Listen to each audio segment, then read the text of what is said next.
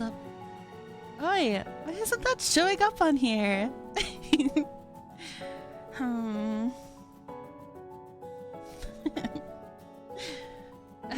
I don't understand the throwing system sometimes. Yeah, what's up? Zorb and NieR and Prinny and Dazix. Thank you for the 12 months, Dazix. I super appreciate it. A whole year. Thank you. What hype train? What's up, Flash?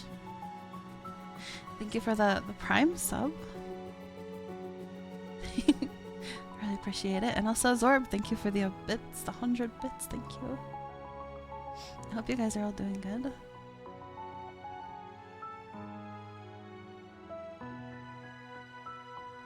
Aggressive nodding. Why isn't it working in this scene? Why does everything have to break? I don't understand. I don't even remember how I fixed it for the other scenes. Is that an angry bed on the bird behind you? That's Panko. Did you see it?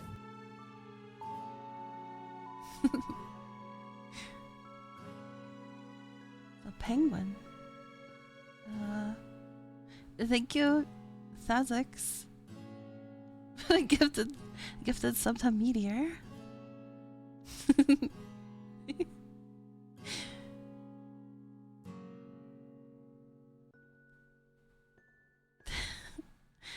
it land somewhere?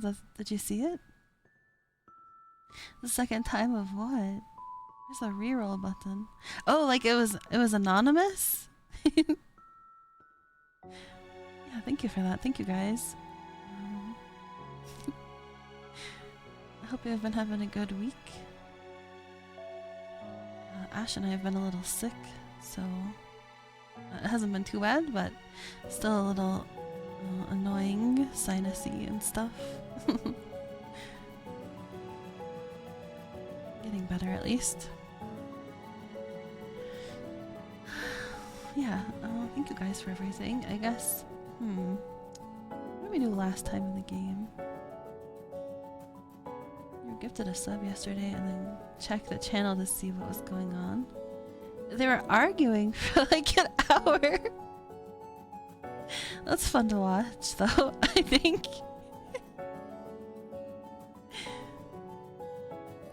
What were they arguing about? Were they arguing about the subs or just like arguing in general? Yeah, last time in the game we went to the Forest of Dreams again, and we had to talk to the giant tree, and we had to hear a bunch of stories and stuff. Like the giant tree, it seems like it's like a memory bank for all the experiences of people, like a computer, like a AI that soaks up all the things that people experience and emotions and stuff. But it was like breaking down. And then I had to go talk to the one brother of the two brothers' weapon shop and avenge the other brother because he had died. He was killed by a robot and a shade couple. And yeah, they killed him, so we got revenge. Yeah, thank you for the hydrates. Thank you, NieR and Zorb. I'll do the hydrates.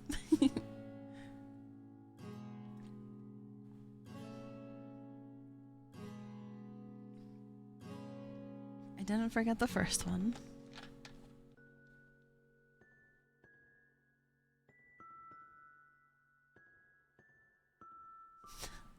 They're doing Elden Ring. Seamless co-op. Couldn't decide on where to go. One person really wanted to go get their runes from a boss they were woefully unprepared for. Let's just try it again. That's always annoying. I feel like doing things like raids and MMOs and stuff, it's like you sink so much time into trying it. Sometimes it's like a cost sunk thing, but like you sink so tries into it, and eventually it just gets so annoying, but everyone wants to keep trying, and it's like, I don't know, we just aren't capable, guys. We can't try anymore. So I can understand that.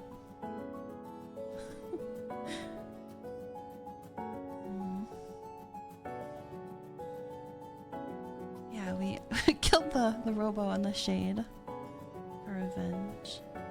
Can't try what anymore? What's up, TK? I guess you run out of credits.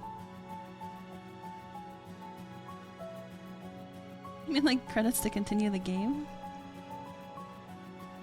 Yeah, we're all out of credits to keep trying the game, guys. We gotta go home. Everyone leave.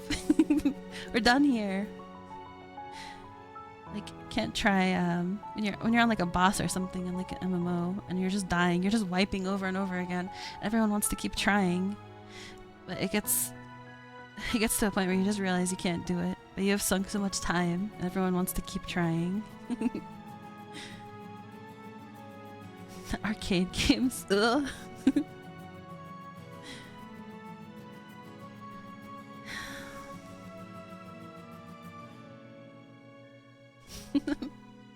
Thank you guys for the level 2 hype train.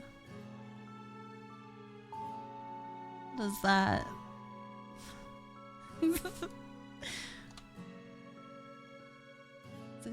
Is it a cat with like glasses on?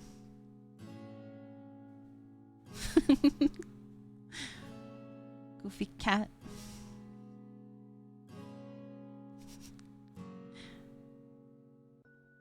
Yeah, I keep recapping here. So, what else? We had to go to the village with all the bridges because they had opened a new shop there. It was a tourist attraction, so they were trying to get tourists in. We had to go there, and it was under attack by shades. Actually, it was a trap. And then Emil murdered everyone in the town. Everyone died because everyone got absorbed by the monster. He had to kill the monster. He felt really bad about killing everyone, and we were just like, the party was just like, oh, well, we're still okay, so it's fine.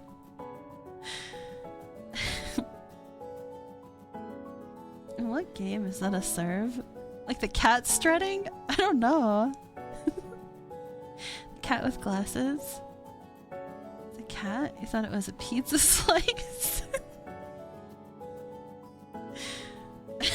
It's kind of hard to see. It's kind of shaped like a triangle, like triangular pizza shape.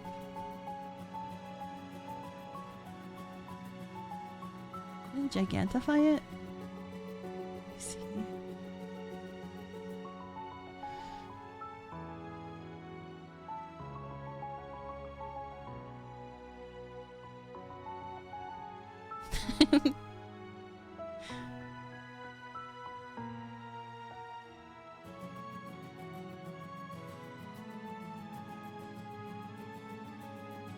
Been over this. Everything is triangles, yeah. Girl was Dorito the whole time. Cat was Dorito the whole time. Everything's Dorito. Yeah, Emil murdered everyone, and then we had to go to the town and find the missing postman again. Well, actually, we're trying to find the ship guy who always fights with his wife. But it turns out that the ship guy and the postman guy were missing, so we had to go find them, and they were like in some abandoned ship for some reason. And they were, I think the idea is that they were dead. They were murdered in there. Everyone was dead in there. There was like a little ghost girl and a giant tentacle monster. I don't know why everyone was in the ship, actually. Why'd they go in there? Did they get abducted? Did they get lured in there? I think the postman was trying to take care of the ghost girl. But, I mean, that's just not a good idea.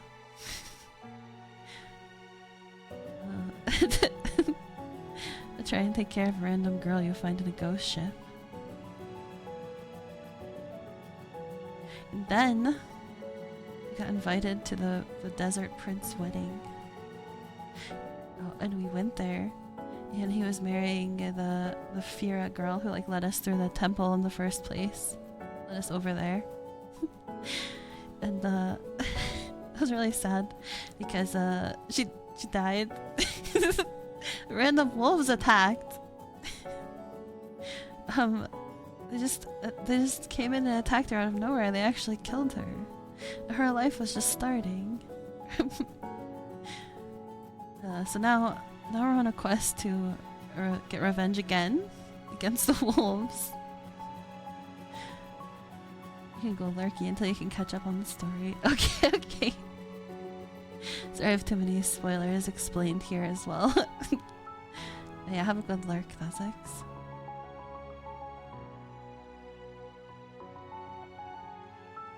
Yeah, thank you guys for the hype train and all the stuff. Dragon Dragoon. Yeah, that's where we are. We have to go avenge Fira with the wolves.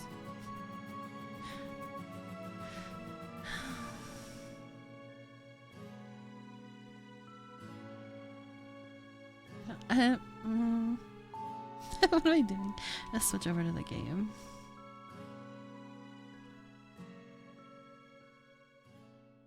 I thought I hadn't launched it, but it looks like it did. It is launched.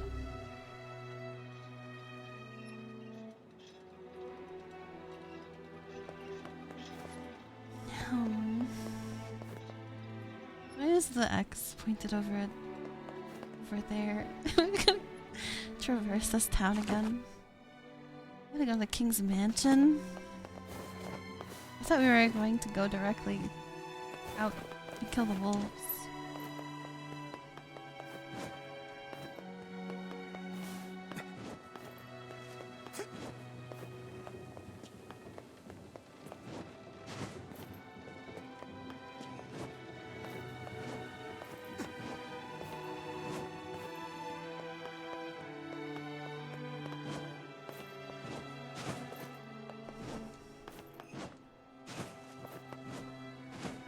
Too much sand in this town. It's better than water, but it's still too much. It's just over the top amount. You don't need that much sand.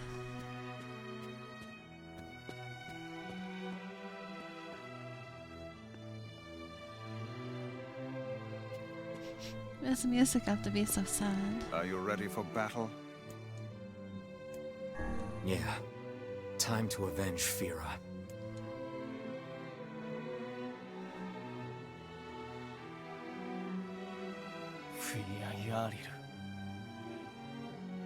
Fira is not the only victim here.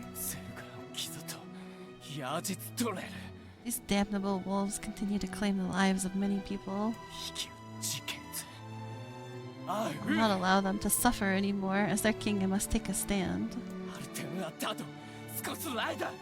And if the rules say I can't, then damn the rules. Madness. The wolves who attacked were only a fraction of the pack. How will you fight them all? I will not be defeated. Count us in. That's too much for me to ask. I'm not doing it for you, dumbass. It's for Fira. Kaine, you can't speak to a king like that. If this is indeed the plan, then let us make haste. We can ill afford another tragedy. Thank you, my friends. I owe you much. If you could make use of this, please take it. Ancient Overlord.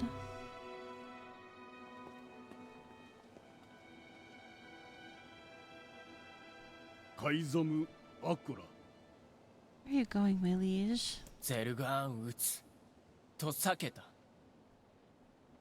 strike the wolves. The city is yours.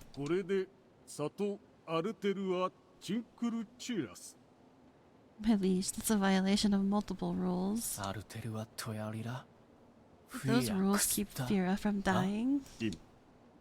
No, my lord. What did Fira ever do? She was so close to knowing happiness, and then she had it snatched away from her. Yes, my lord. Was it Fira's fault that she was so frail? No, my lord. Then get out of my way. I cannot, my lord. You are behaving like a fool. Clearly you're still young. How dare you?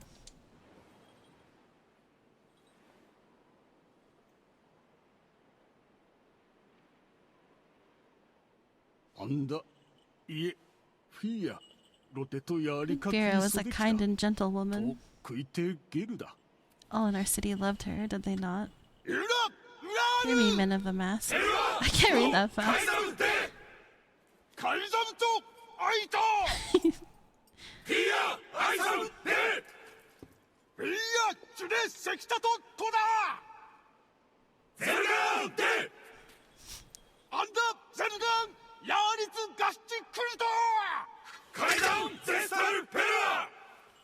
They're all gonna kill the wolves.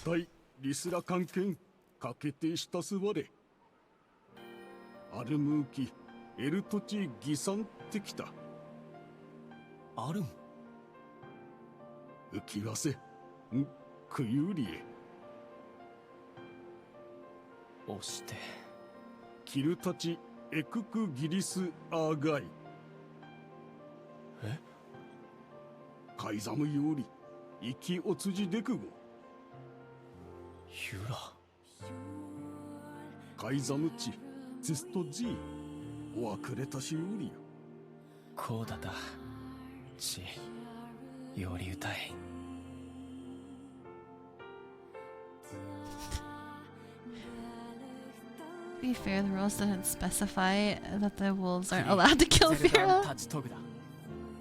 That's true. The wolves, first of all, even if there were rules against that, who says the wolves have to follow your human rules?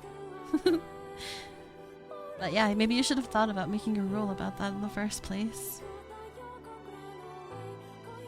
This is their den. I'm sorry to ask so much of you. Forget it. It's for Fira. Let's move.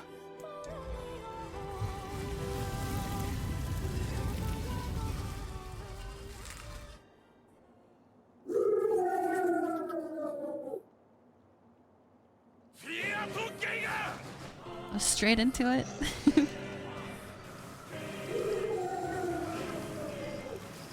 Can't hit him from down here. The wolves appear to be targeting the king. Uh-oh. This sword is so fast.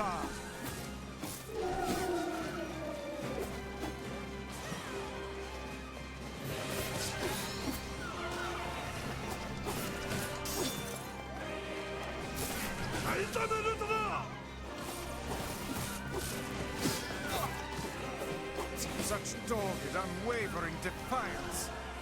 Why do these beasts hold so much rage? The smaller wolves are not infected with shades. But as for the leader... If even one shade is here, then I have to kill all of them. There's so many. Stop targeting the one up there. Keep targeting the pack leader, and he's not reachable.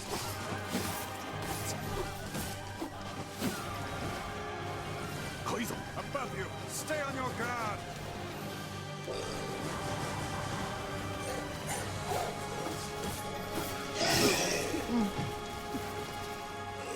He's mad. He's like shooting missiles.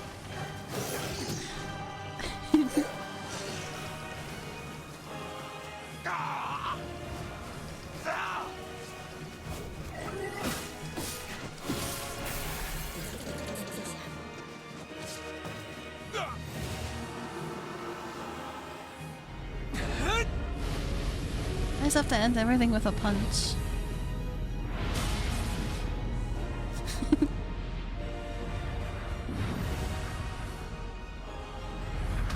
Every time the punches get more extreme. And this is just for like a tiny wolf. ルガンセダとユッとアキゲッタイシ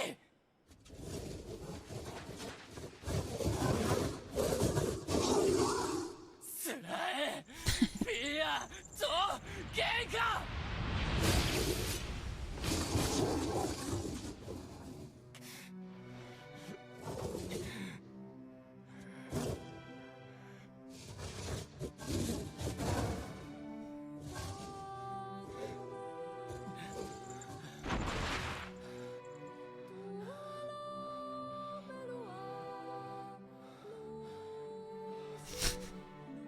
It's eating the banana.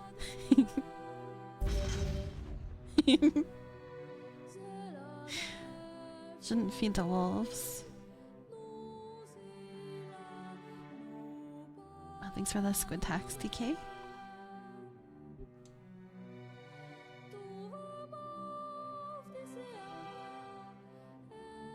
好きでそうちたかれ She was placed into indentured servitude as a young age and forbidden to Did you speak. see it? There's nothing there. It's like the one spot. Well, I guess there's a few spots. It's pretty empty.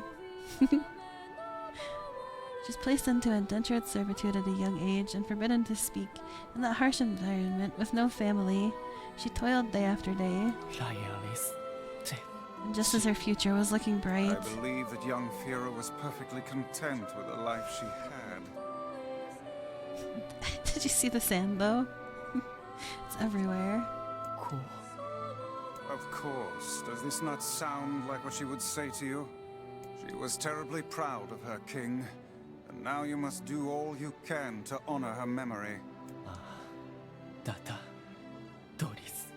I'll do my best. I swear it. I'm sorry, I need to be alone right now.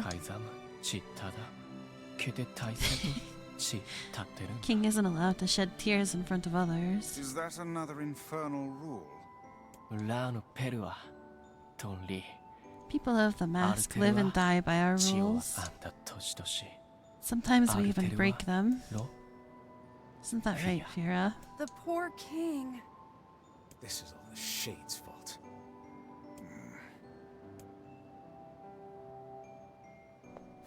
Come, we'd best to leave him be. Just try to talk to him after he said he needs to be left alone. You can't. Yeah.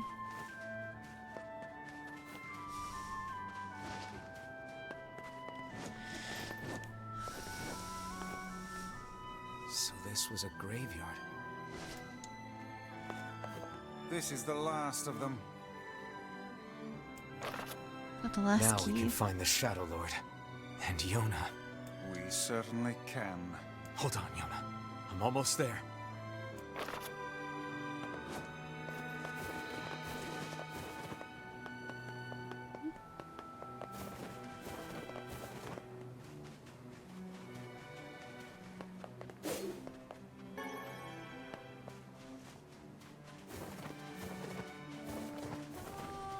We should return to Popola and see if she has any final words for us.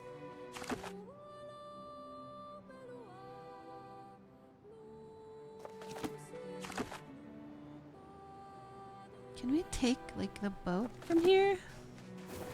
Is that a thing?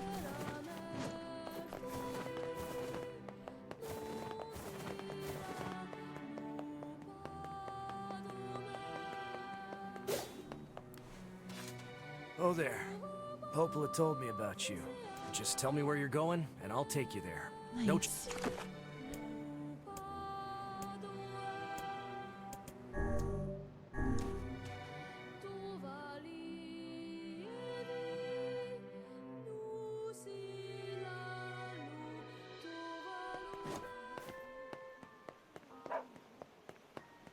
I marvel at how relatively simple a task this retreat.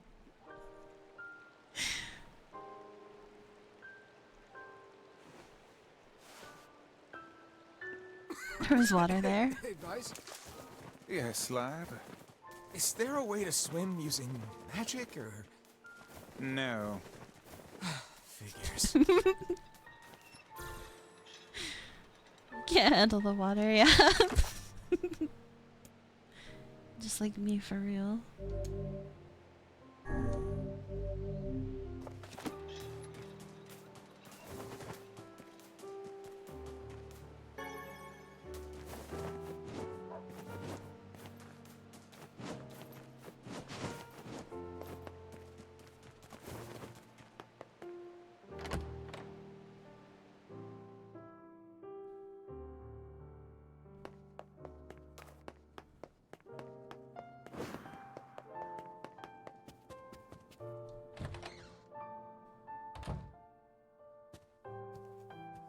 You're really gonna do it?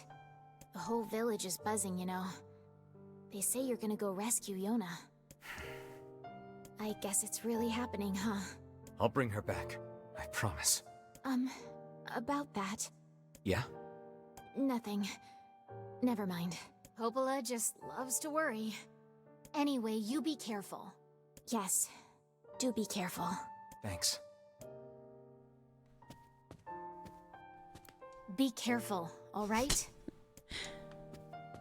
Please be careful.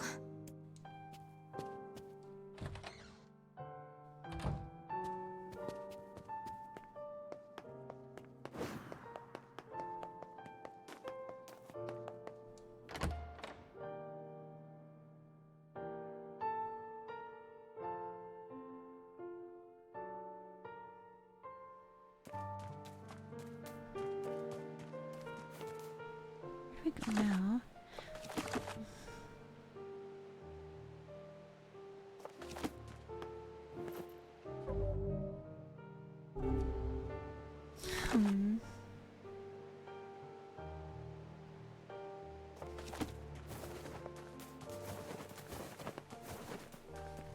Someone has to go to the village.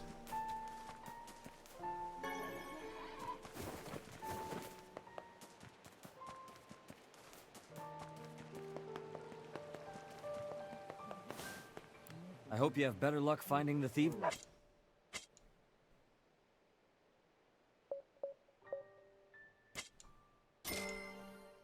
Oh, what's up, Sarika? Come again once you get back. Where is it telling me to? Oh, it's telling me to take the boat.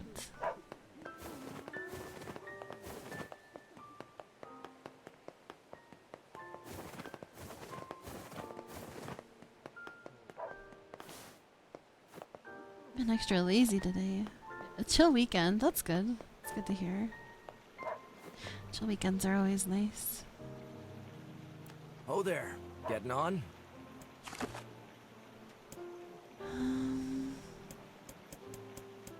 Shadow Lord Castle. How do we get to the Shadow Lord Castle? It's not an option. Oh there, getting on? Wait a minute. He's at the like...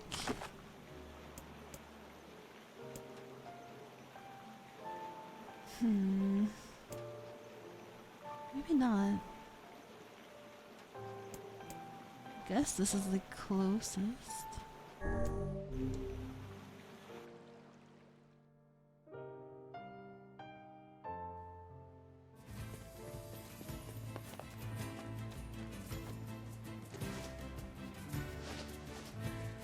thought he was at that like shrine that we first went to where we found Vice.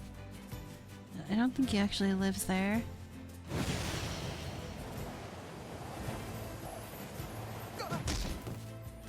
It's leading me back to the village. Where am I supposed to go?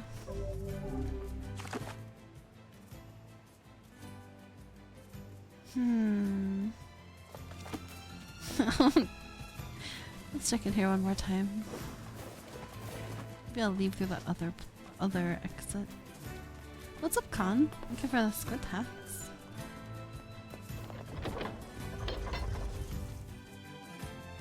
Have to go find the Shadow Lord Castle. But it's just pointing me to the boat guy, and he doesn't go there.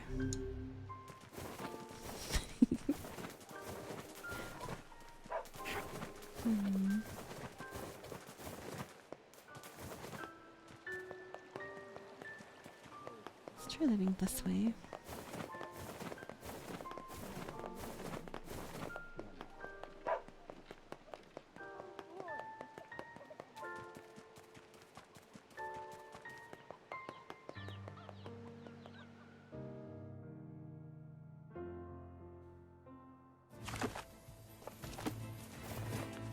This isn't going to be right either.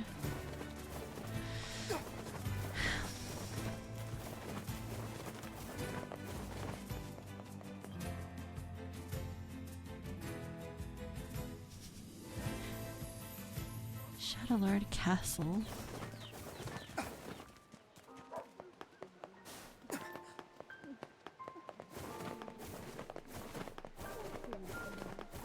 They say he's figured out where Yona is.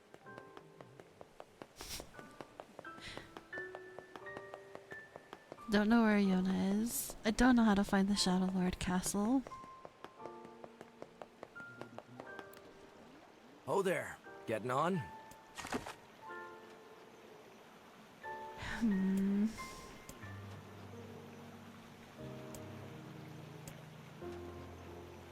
Maybe we do have to go through like the shrine. That's in the wrong direction.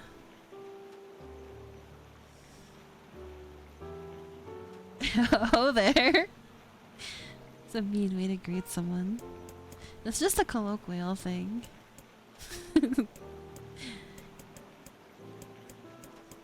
They don't mean it derogatorily in this in this culture.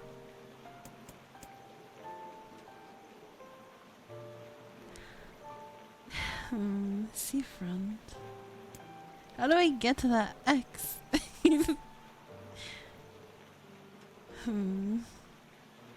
Northern Plains. It's like if we follow the river southwise. Oh no.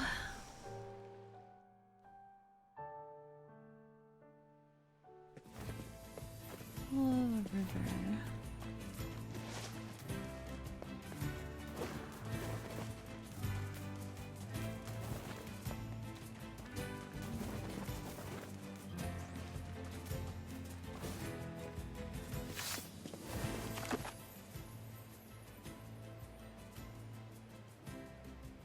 We go through the area?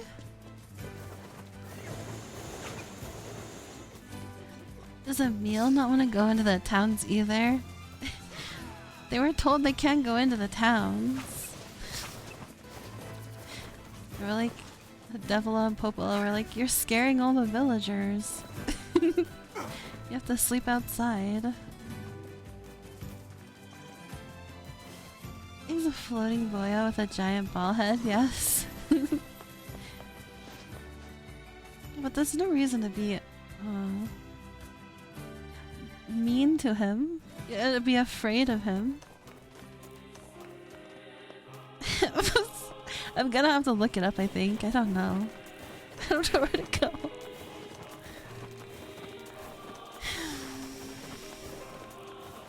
This is clearly not the right way. This town is destroyed. The whole town is gone. Wow. Okay.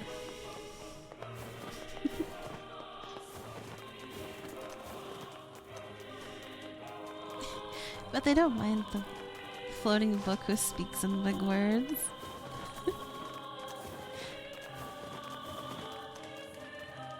Maybe they know better than to judge a book by its cover.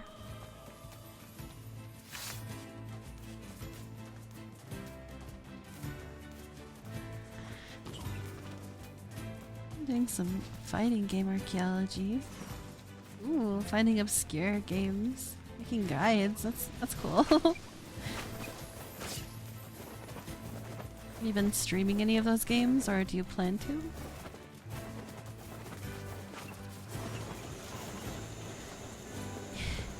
Emil kinda didn't like this town. He kinda destroyed it.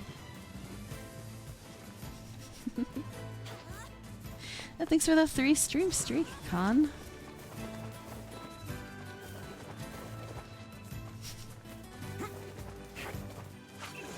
This fear of games and game knowledge just vanishing. Oh.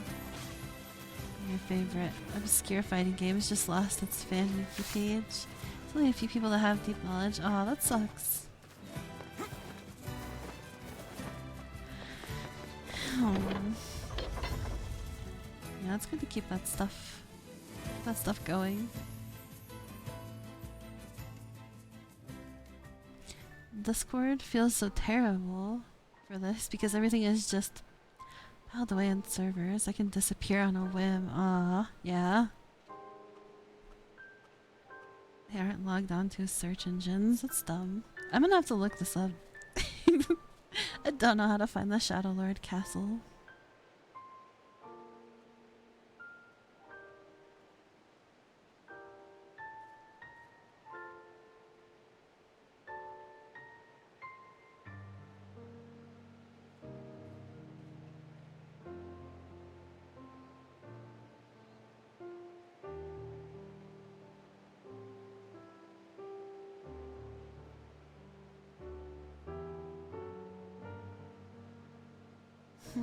So it is on the Lost Shrine. Okay. They probably explained that and I just missed it.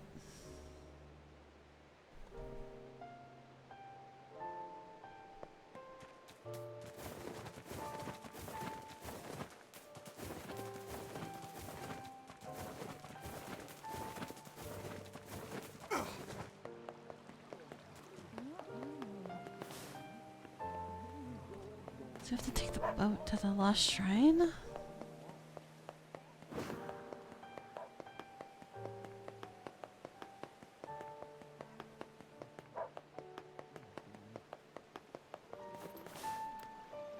Oh there.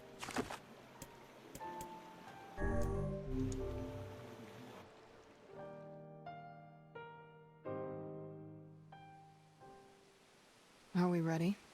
Let's all make it back alive, okay? It's a plan.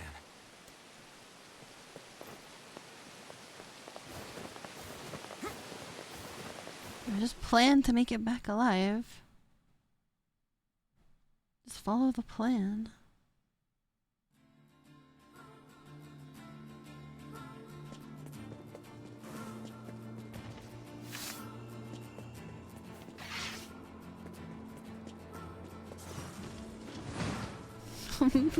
They're getting blasted away by magic, and magic doesn't do anything.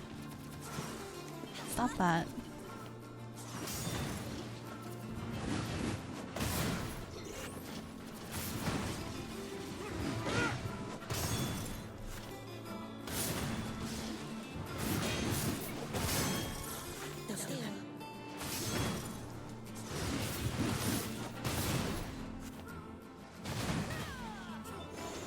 Oh god. It's too many balls. We're in a spot where you have to get good. I am good at this game.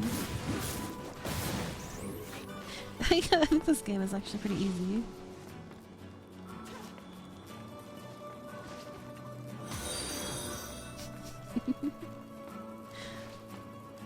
Oi, thank you for the 12 months, Con. Super appreciate it. 1 whole year.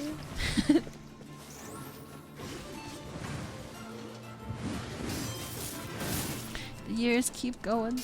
They don't stop going.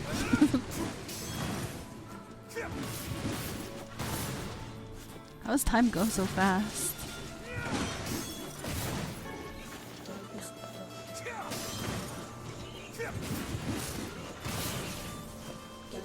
At the spot where Lem is coping. Oi! Look at how good I am at this game, it's easy. I can't target that guy. What's he doing over there anyway? Just sit over here and eat my herbs.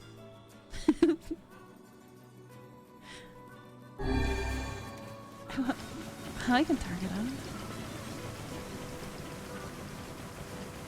It's getting blasted away. I don't want to fight that guy anyway.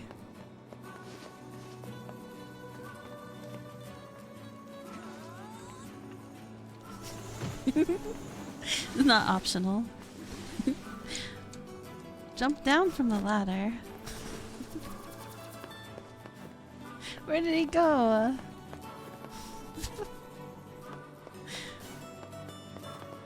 I guess he doesn't want to fight.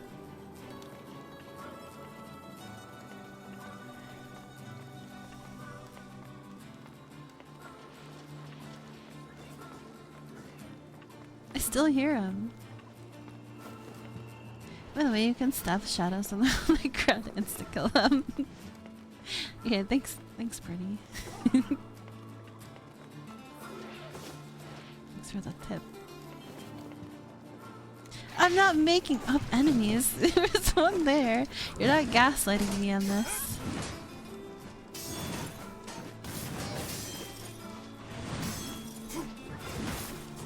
Gonna die.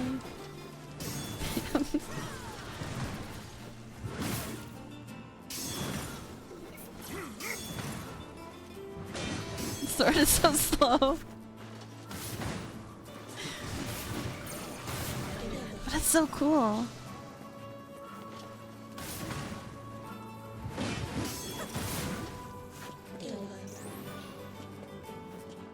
Where's the loot?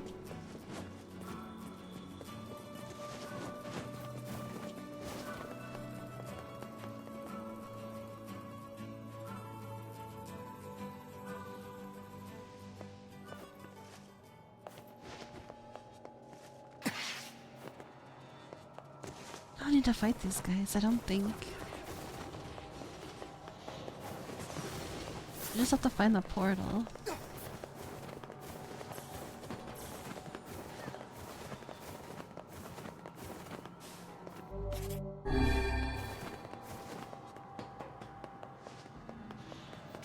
Where would the portal be?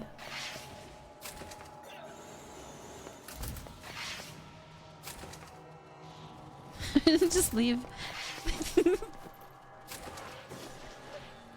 don't have to fight them in the rooms. Normally it blocks you from going into the next room. You kill everything.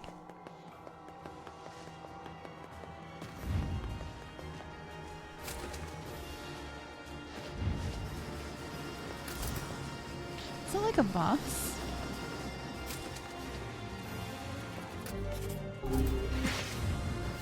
Oh.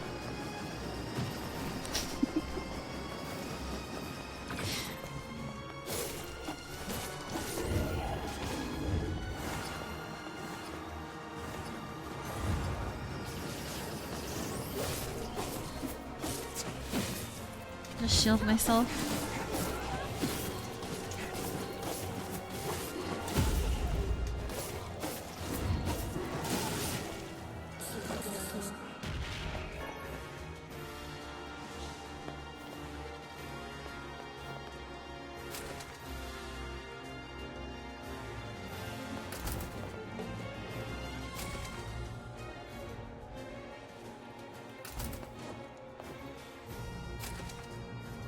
Oh yeah, shut up DK. I'm not making up enemies.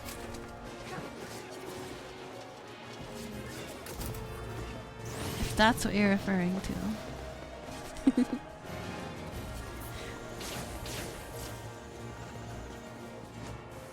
I don't remember ever seeing this bridge.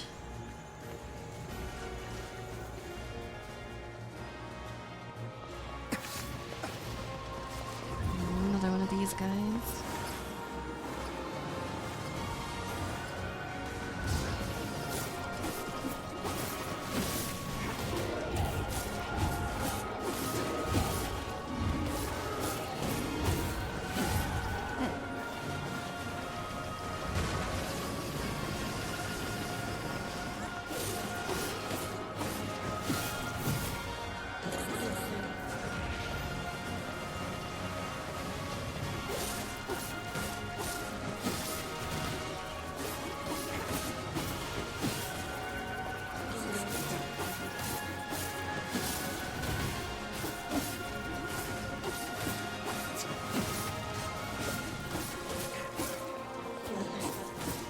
Even the material.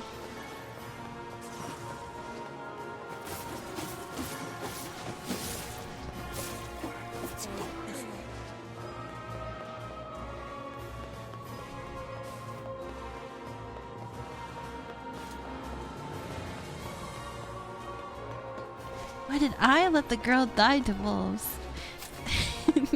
There was no saving her, TK. She was too far gone. I had to let her go.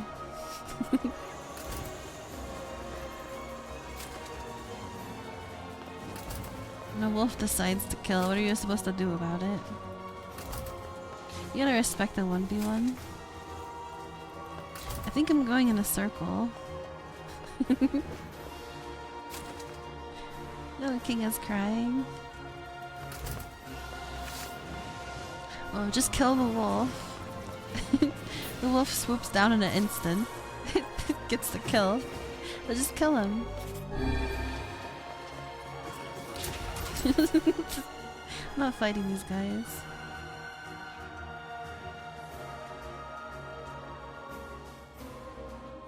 I'm not fighting anything in this game. I'm not fighting the wolf. I'm not fighting the Shadow Lord. Vera just failed the QTE. Oh my god, yeah. Vera needed to get good.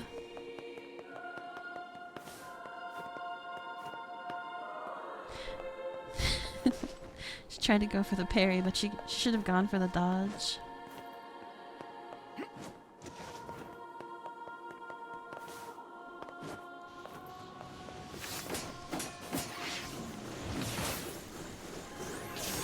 God, it's so slow.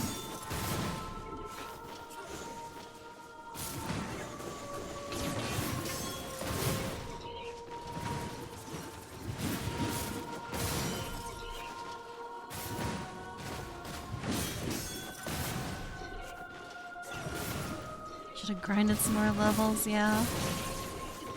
Oh god. It's a cool sword. Yeah, I really like it. I like its combo a lot too. It's like a whirlwind and like a jump smash.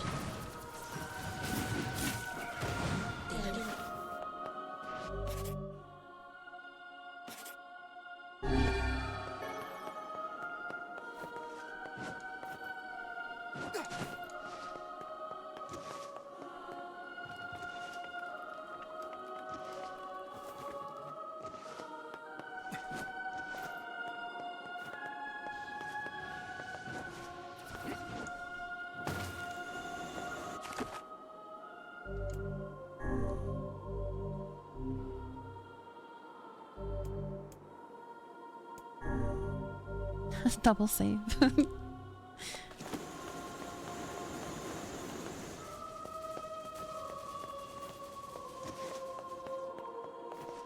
It is like a jump smash, exactly like one.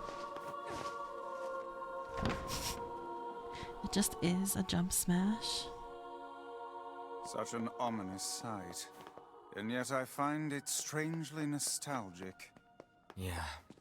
This is where Vice and I first met. And first fought together. Oh god. And now the path is open.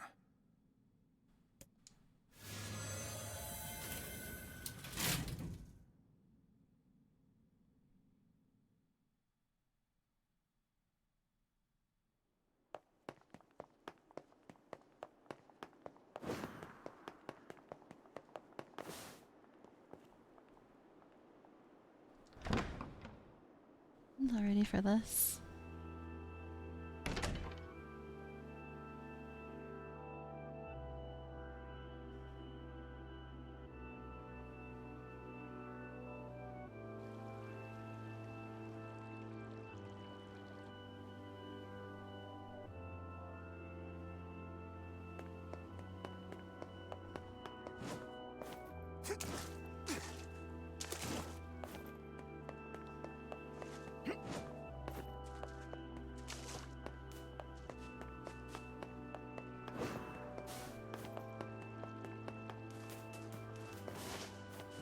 Talk to the birds? To whom does the true voice speak? To whom does the true form show itself? You must answer. Even the birds are giving us riddles now. It can talk! I ask, why did humans disappear from the world? The hell is this? I believe this is some manner of password. Password? Yes. The correct answer should grant us access to the castle. I feel confident I have heard this somewhere before. Heard this somewhere before. To whom does the true voice speak? To whom does the true form show itself? I ask, why did humans disappear from the world? You must answer.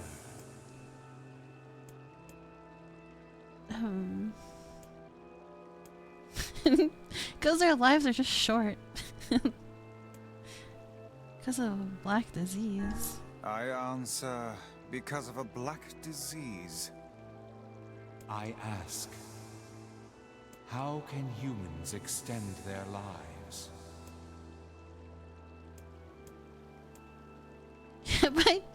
by acquiring leaves of the sacred tree. Just eat the sacred leaves. By separating body from soul. I answer, by separating body Just from upload your soul. brain, or upload your soul into a computer. I ask, what is the destination of souls?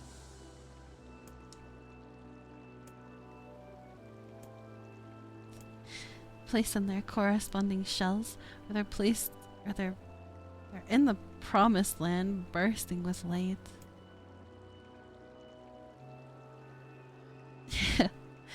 Robot, why am I getting interrogated by a bird? I answer, they are placed in their corresponding shells. It's like a captcha. Very well. You are acknowledged as master. You may enter. Well then, it seems the way is open.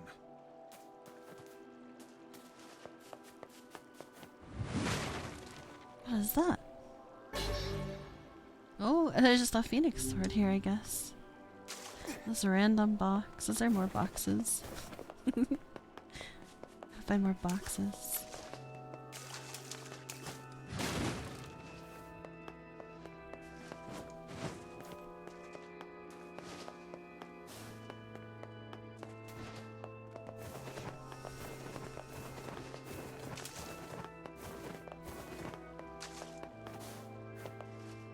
Also got an ad coming up, so let's just take a break here before entering the room.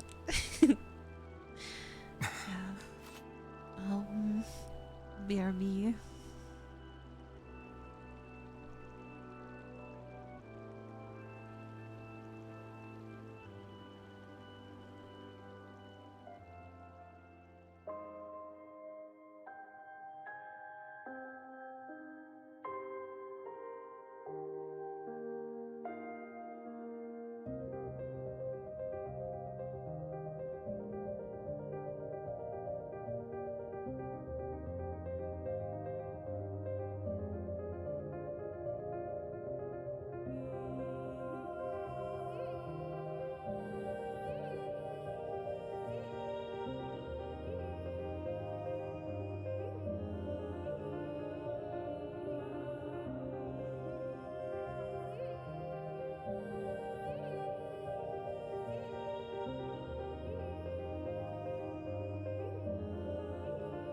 Still here.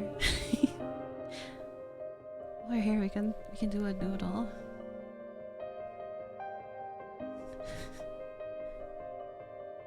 Doodle a pigeon.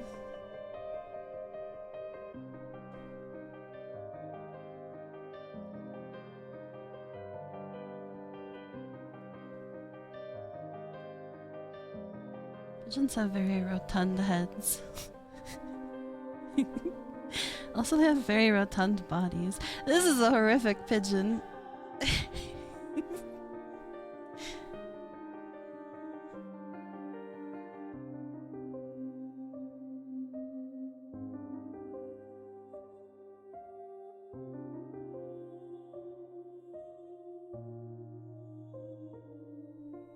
It's a kiwi.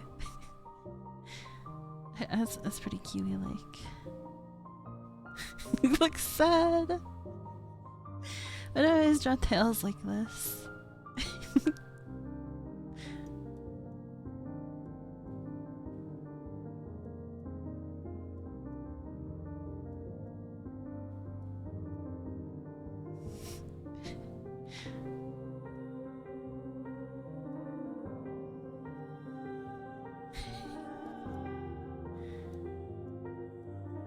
Password? It looks kind of like a turkey. It doesn't have any wings.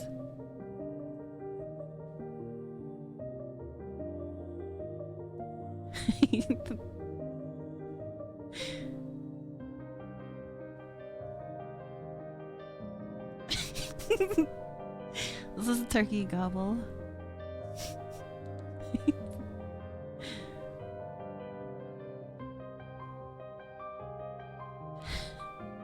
When the turkey asks you for the password before you can have a Thanksgiving dinner.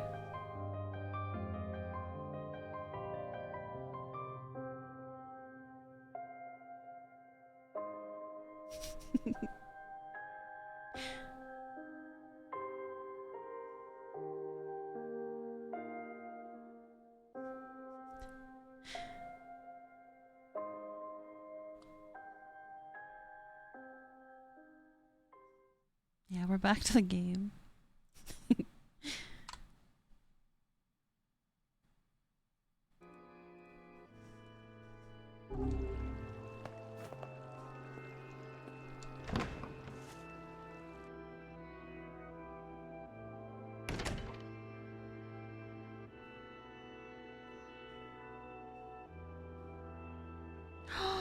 Devila and Popola. It's the twins from your village. Popola? Devila? What are you doing here? Hey, any chance you'll just go back to the village? This is a very dangerous place. Yeah, they told us to be careful. Even if you can find Yona here, you probably can't get her out. How did you get here? Shh. We're asking the questions right now.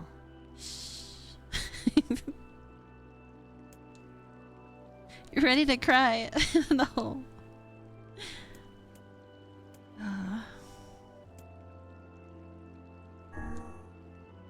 What are you two doing here? Did we already ask this? I'm not going to answer that. You can figure it out yourself.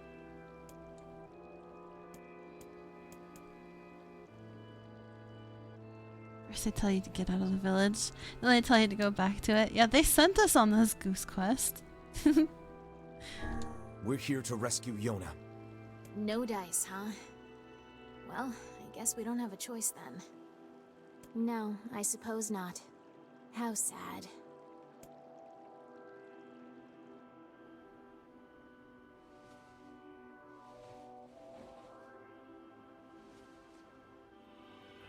We didn't want to fight you. We really didn't want to. Now we have to fight them. Devila! What's happening? Sorry, but this fate was predetermined.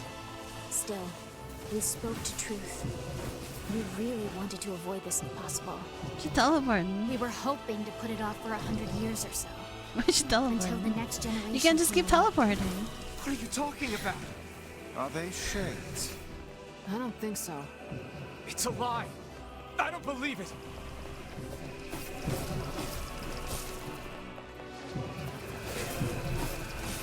You can't. You can't just teleport every time you get attacked. Ugh. We never thought you'd grow to be this powerful. This is madness. Why do you block our What the hell path? are they? You have no cause to speak so with us, Grimoire Vice. You are a traitor. A traitor.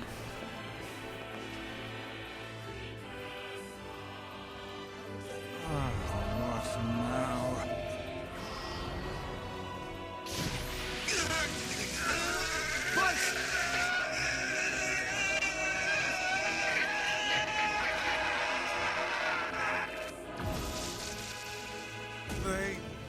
no. copied my powers.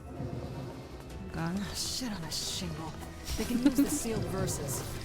Of course we can. The power came from us in the first place. Why do they have to You copy simply them? owned a small portion of it. Vice, are you all right? Tevela, Popola, Oh why are God. you guys doing this? Why are you siding with the Shades? Where are they homing?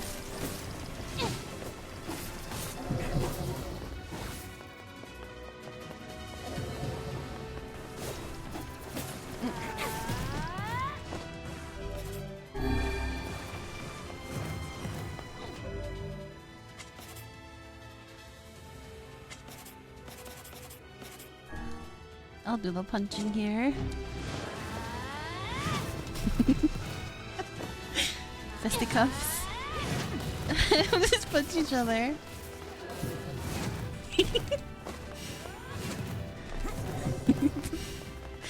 It's a true duel.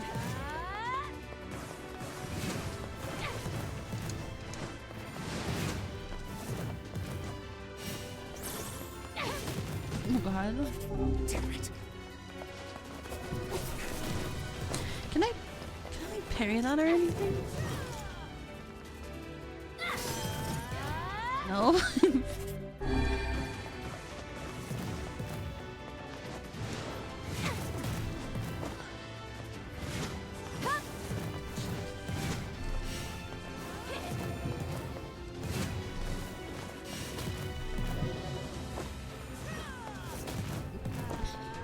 Let me stand up at least.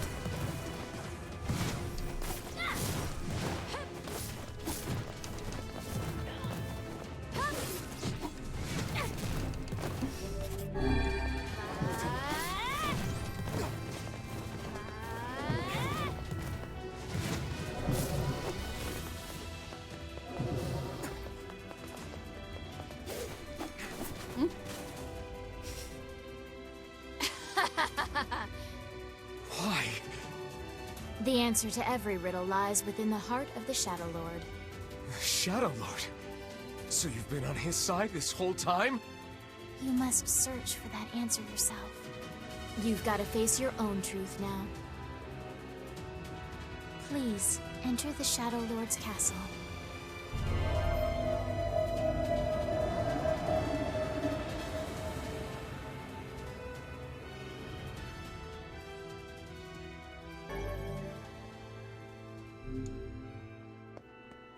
Devila and Popola are fighting us.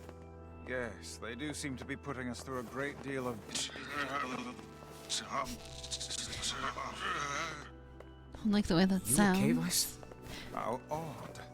For long years, my mind and tongue have been my greatest assets. I'm trapped in here. But now the latter seems to be... Well, Vice? do not look at me like that. I am Grimoire Weiss. I am perfectly...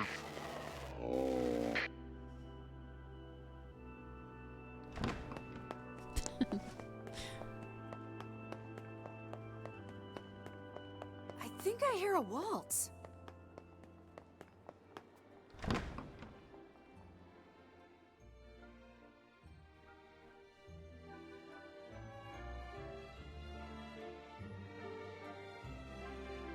The ghost party. Oh, the flashbang.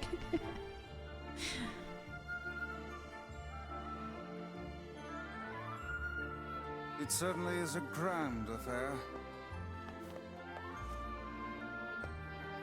Bunch of dancing bastards. They're all Dance with them. Shades. I'm dancing with you. I'm dancing too. I think we're locked in. It's not like I was planning to leave. Yeah, it's a bit late for that. Okay, I actually like the the punch magic.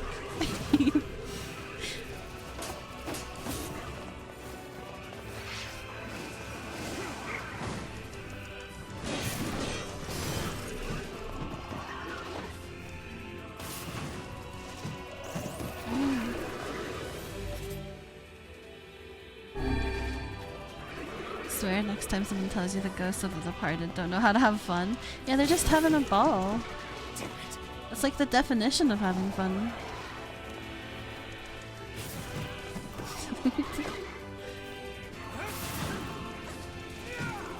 Oh my god. Ugh.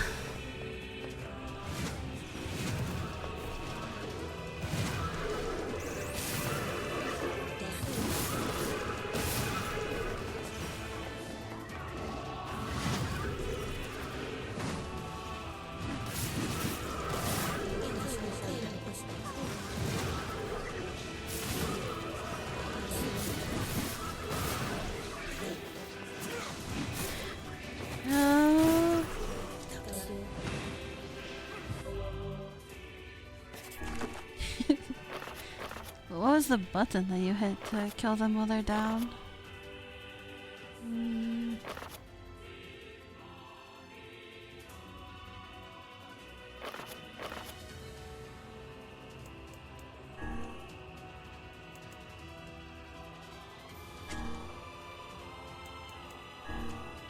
E.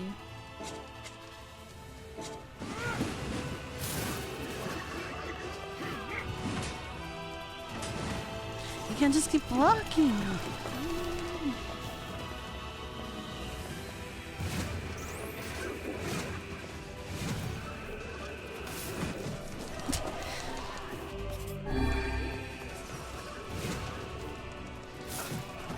I'm just rolling around, it's so annoying.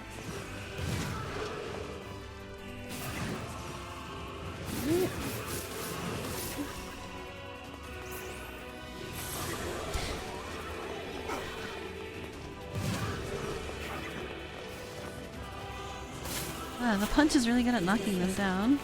That's cool.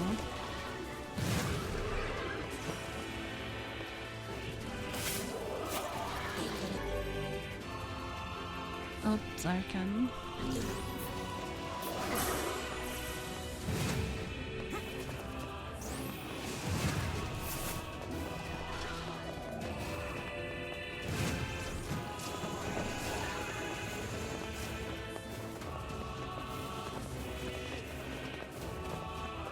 Gaining magic resist.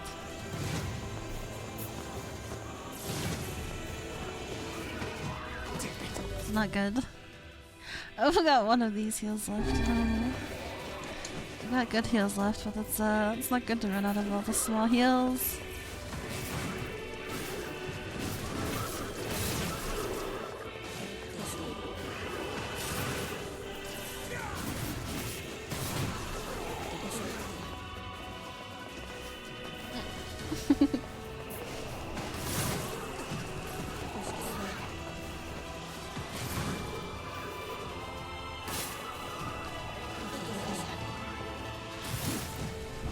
Did you see it?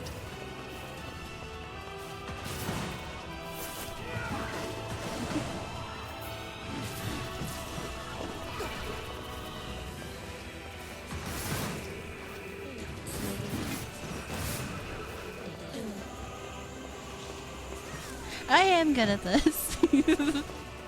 Can't tell. There's all the HP.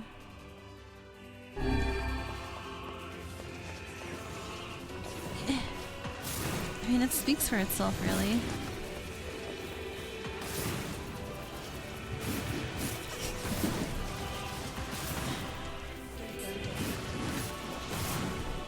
The combat prowess.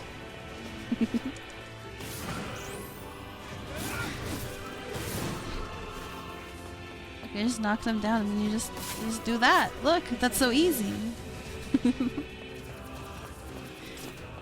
Give them a punch. Also, it's not my fault they become magic resistant. What am I supposed to do about that? Damn it! They won't stop coming! I'll open the next door. Cover me! How am I also supposed to kill the flying ones that are shielded from magic? Twice! Oh, right. Yeah, it did go through combat without squeaking a single time. Without a single squeak. Protect Kaine for us! The achievement speaks for itself. Come on! Oh, come on! Kaine! Hurry! It's not open yet? Do I look like a goddamn locksmith to you?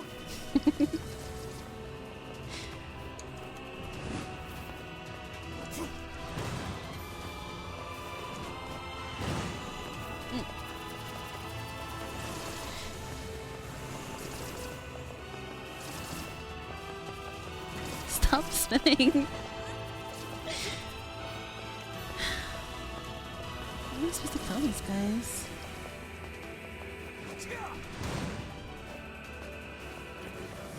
No, Sometimes they're not what are you shielded. doing? Lock doesn't want to open? Fine. I'll just break it down. Stop, you impatient fool! Yeah, level up. Goddamn no good bullshit bastard! Open the fuck up already! Ugh! Got it. Kaine, look out!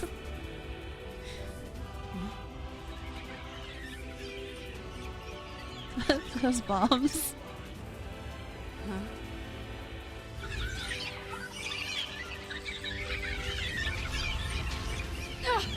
Did you see it?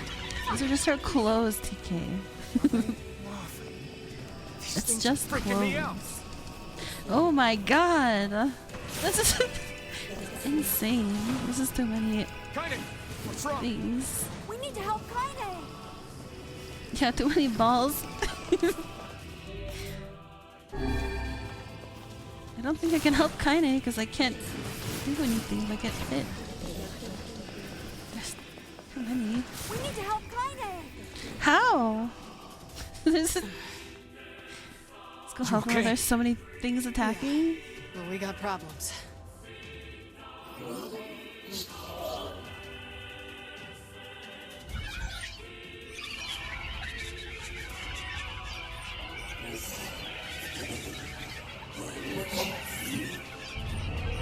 Look at him jumping around.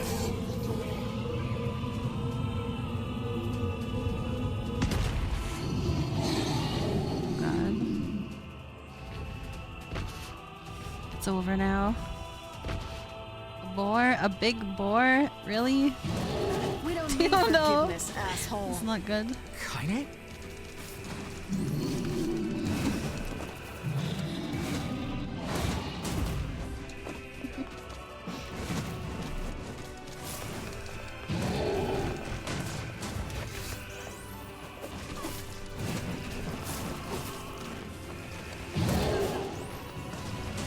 It seems to lose some Oh my control. god. Hold on. Got a cat. We've got Saki here. Come here, Saki.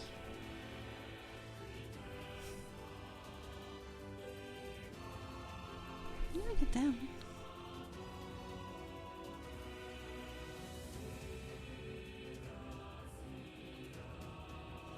Hold on.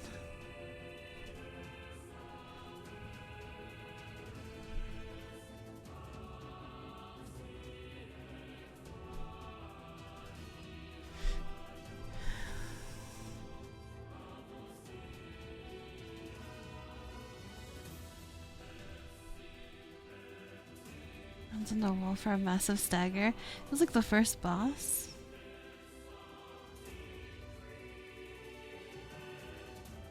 What was the first boss? Was it also a boar? Or was it When it the first boss, the two guys in How the should I know? temple? Kaine, are you all right? I'm fine. Let's just kill some shit and move on, alright? He's got like a big red spot on his back. Ugh. Damn it! How can something so big be so fast? Oh, not the first boss. A, I see. A first boss.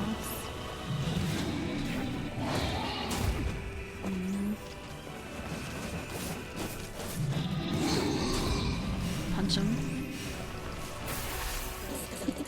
I think he's gonna explode. Damn shit. Oh dear. Or he's gonna gain some armor? Is this the same boar? What? you get that? He looks like a Dead Space guy.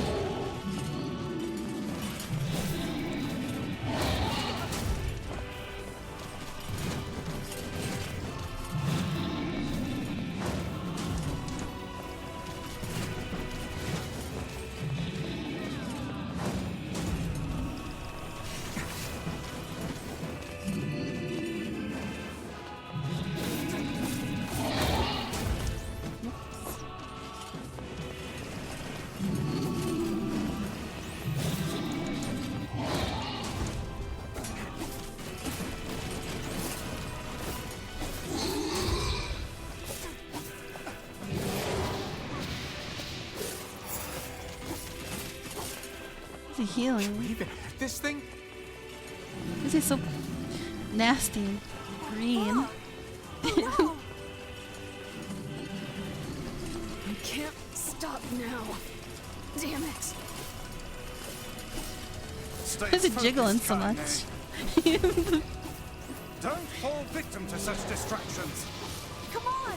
We have to keep going! Let's go.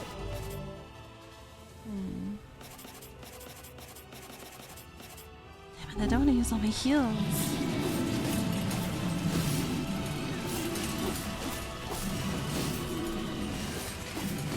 This way. Move. Never mind that guy. He's bored.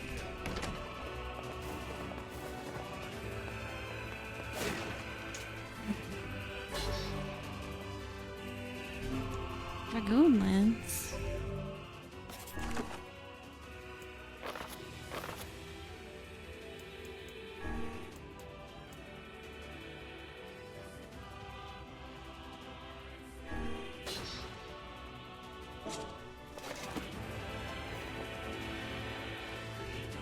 Oh, that's like a jousting lance. It's very Up here! pokey.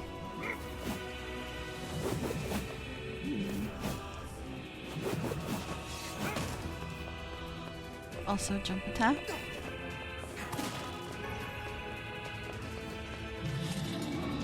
And now the boar is gonna chase us. Oh. I need these herbs. I need the herbs though. I'll go back for the herb. Hurry! Come on, the herb.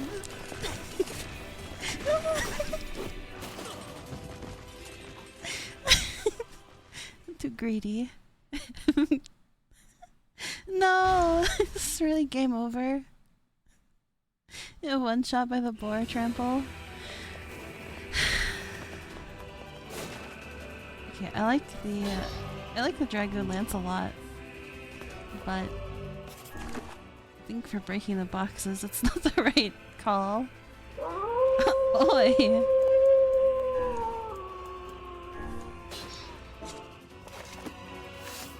Go back to the sword. Up here!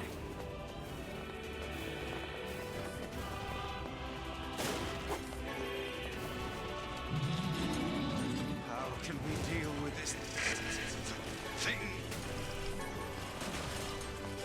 Oh god. It's getting closer. Please, hurry!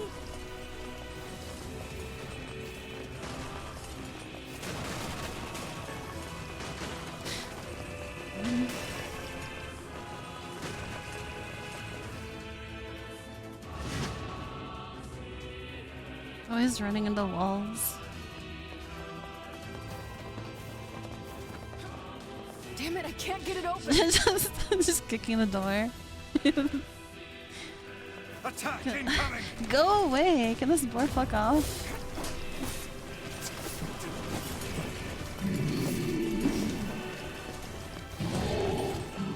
So where'd his green stuff go? The entrance is locked too! It seems we are in a bit of a predicament.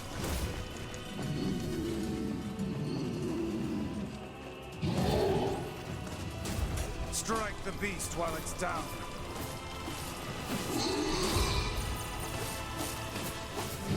Double staggered. He just gets back up again. Now he's green again.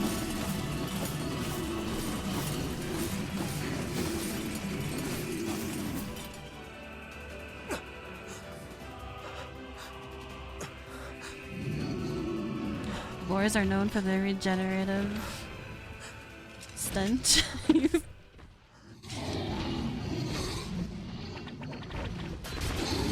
Just becomes really stinky and starts healing. Means he ate something bad. The stinkier, the more health he recovers.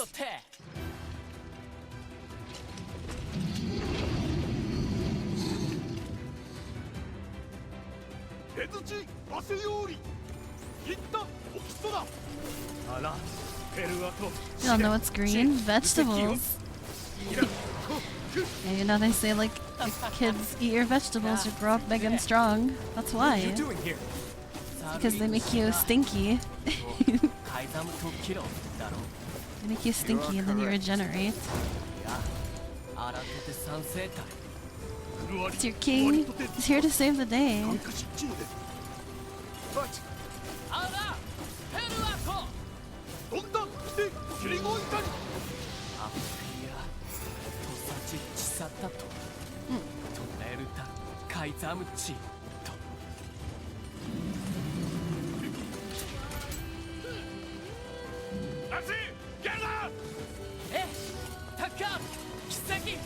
Yeah, I think we're supposed to go. Stop targeting him. Let me through. Hey! Stop! Let me go! Stop it! Oh god. We were supposed to save the king! No! Don't sacrifice yourself, king.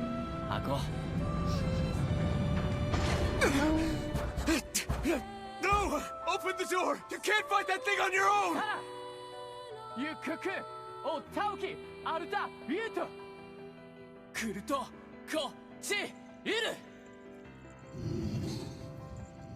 Oh.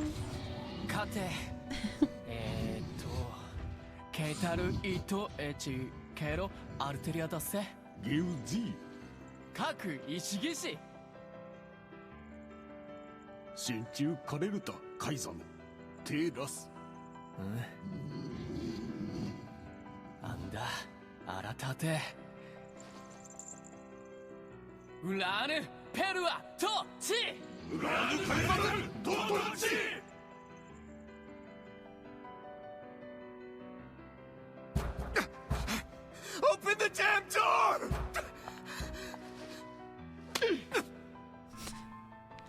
Knock it off already. Let's go. Kaine. He's fighting for you. And for Fira. Don't let him die for nothing. My friend.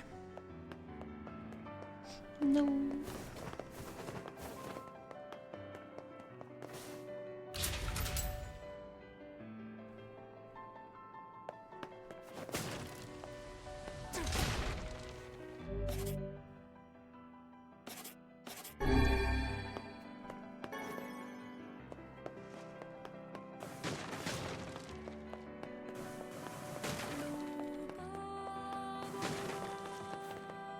Giving us all the healing items, which is good. That means things are going to get difficult. It means it's going to be a hard boss.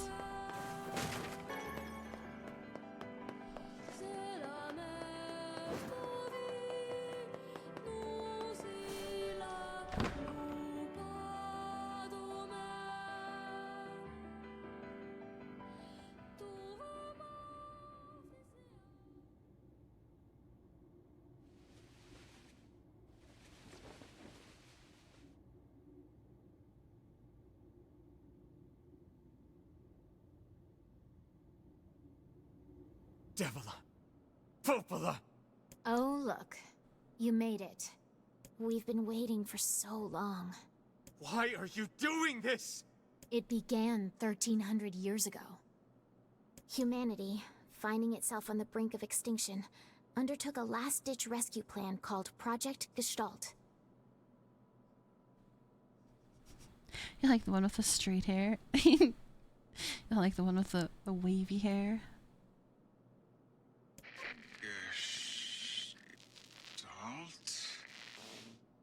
Do you still not remember, Grimoire Weiss? Then let's give you a refresher. Oh god.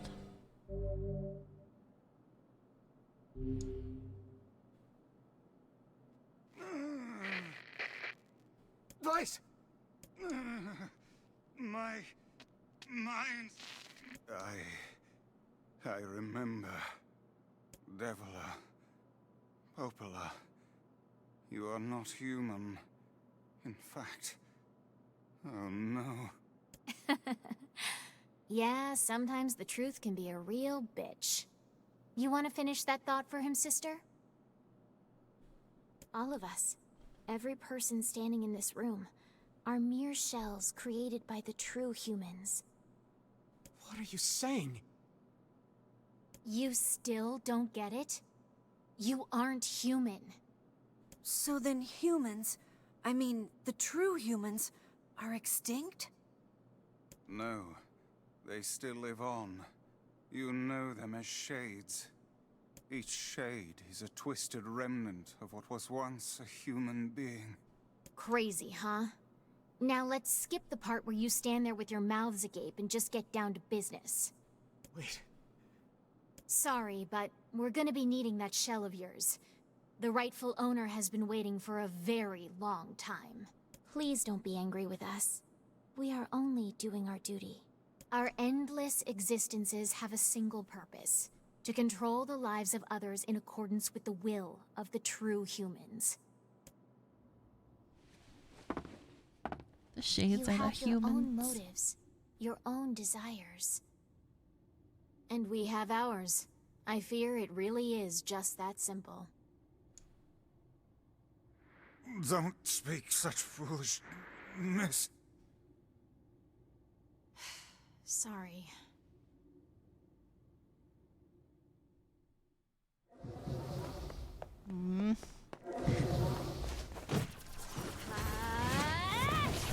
She's still punching.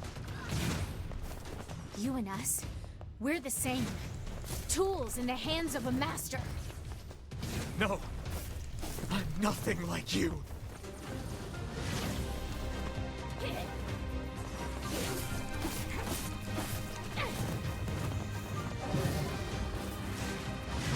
Damn it. Escaped the punch.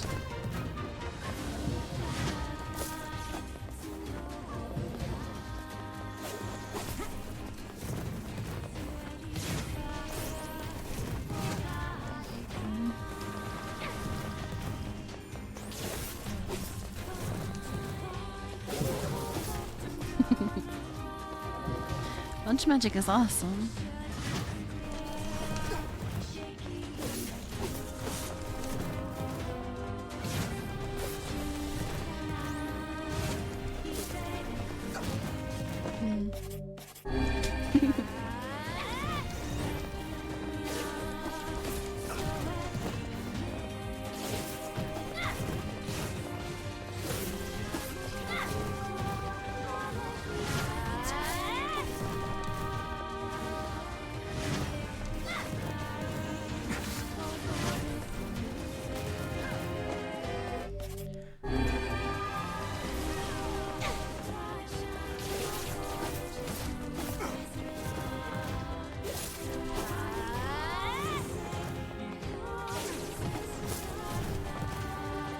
Don't kill the straight-haired one. She has to die.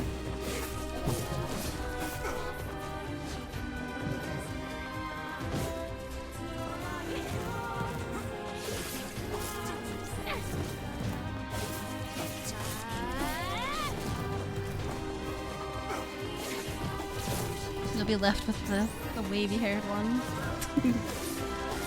So sad.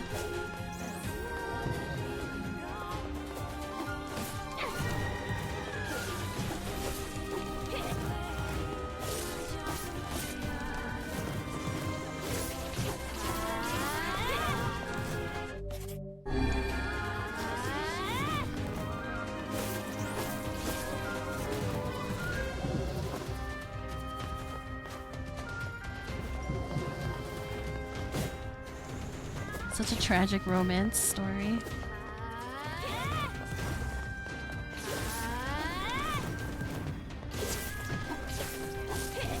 I literally can't. Too annoying. She's got too many orbs. Orbs floating around her at all times.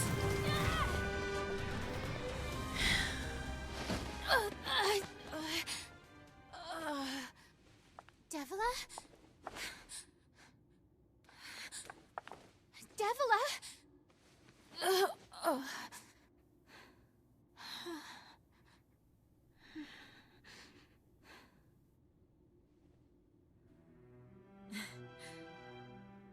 Popola, are you crying? No! Don't die! You know, Popola, I understand now why we're twins. It's because we were born without souls. Devila, I can't stop the bleeding. Oh God, I can't stop it. This world is too lonely for one without a soul. There's too much emptiness.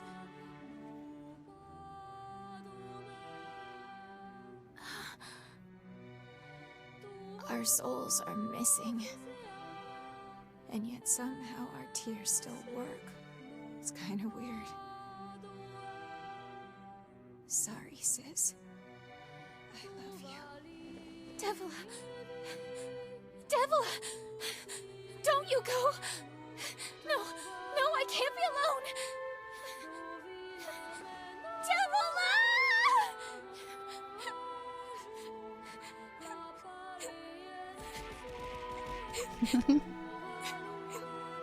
Popola. Let's stop this now. Stop? Stop? Now you want to stop? You think you have the luxury to stop? You cut down my sister like a goddamn animal and now you want to stop? Popola, wait! It doesn't have to— No one stops! It's way too late to stop! No one stops! Oh God. Please, She has to die don't too. do this, Popola! You and Devila were like parents to me! Oh God. Two have watched the... Thank you for the hydrate, Sarika.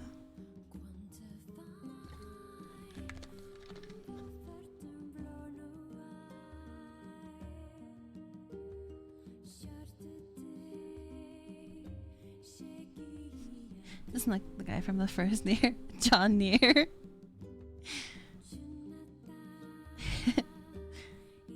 Must be really awkward to do this in the middle of a fight that you started, right? You started this. Oh my God, I needed to heal. It's not the right button for healing. I can't go up that way. I don't want to do this! I don't want to fight How her! am I supposed to get through this? Stop bitching and start fighting! It's the only way!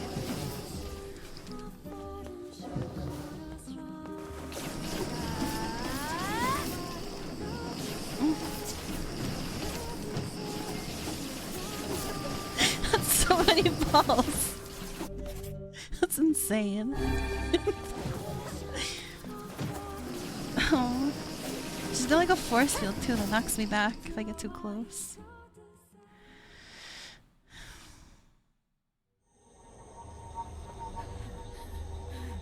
No stopping. No stopping ever!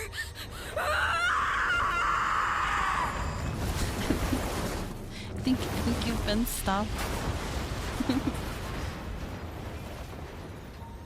The bridge! Blast! God. We're trapped! No. I've got an idea!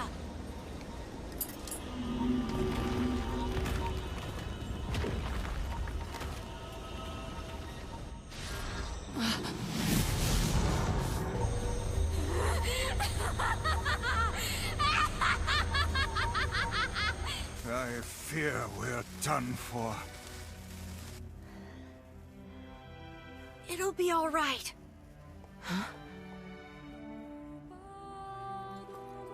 You know, when I was young, I hated my eyes. And now that I'm older, I hate what my body has become.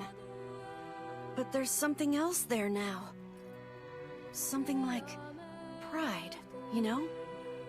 I mean, without all this, I couldn't have become your friend. Moved. Goodbye, my friends. Thank you for everything. Emil! For so long, all I could do was destroy. But now, I have a chance to save something. No! Now get going, okay? Emil! Don't worry about me. I'm gonna be fine.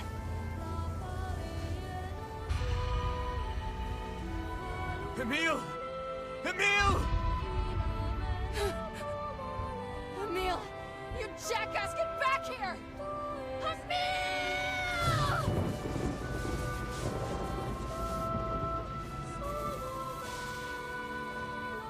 Oh dear. Kaine's so unstable, and Vice can't stop arguing with people. I hope they can hold it together once I'm gone. Well, I guess they'll just have to learn.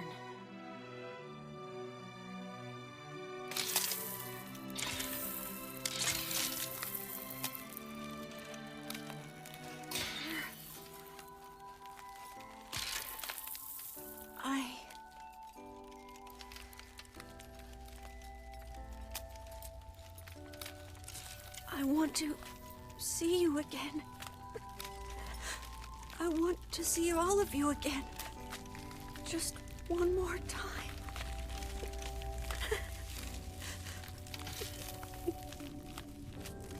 I'm scared. I don't want to die.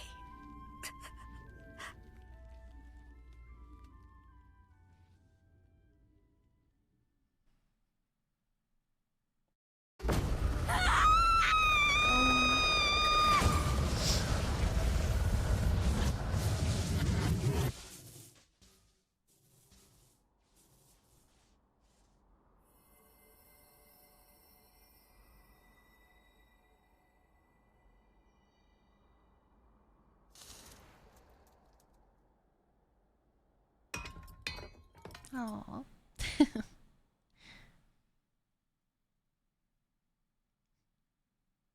Blame Popola, yeah.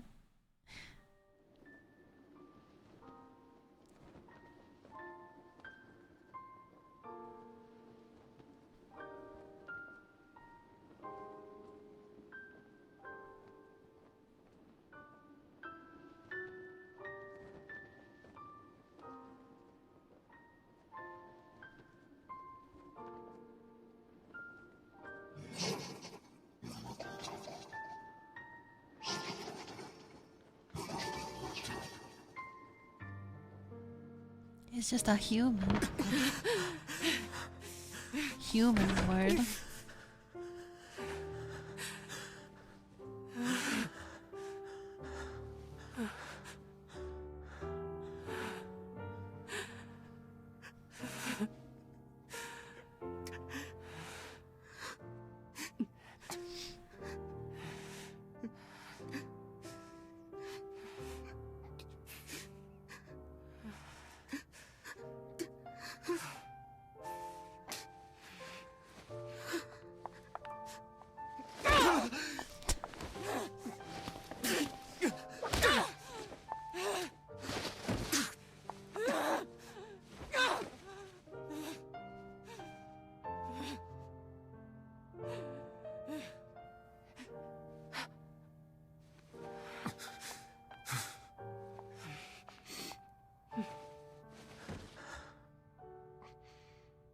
Let's go.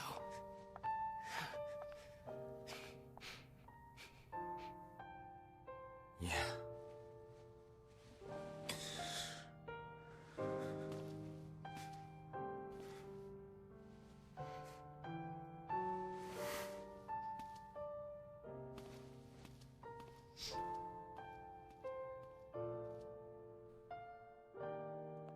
Caramel.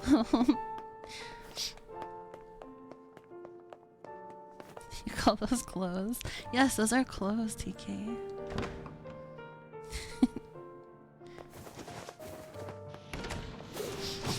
Can we just skip the shades? There's too many of them. Oh my god, it's just making me dodge. That's behind them over and over. Give them a punch.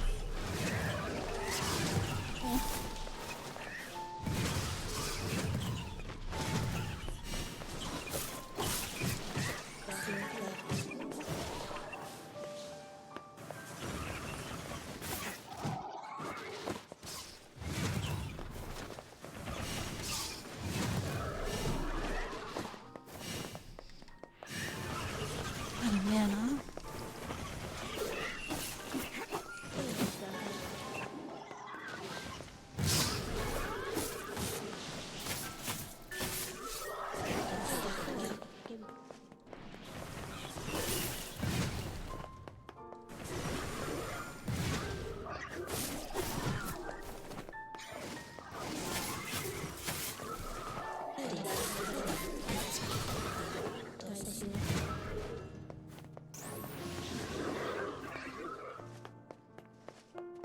So these are the humans.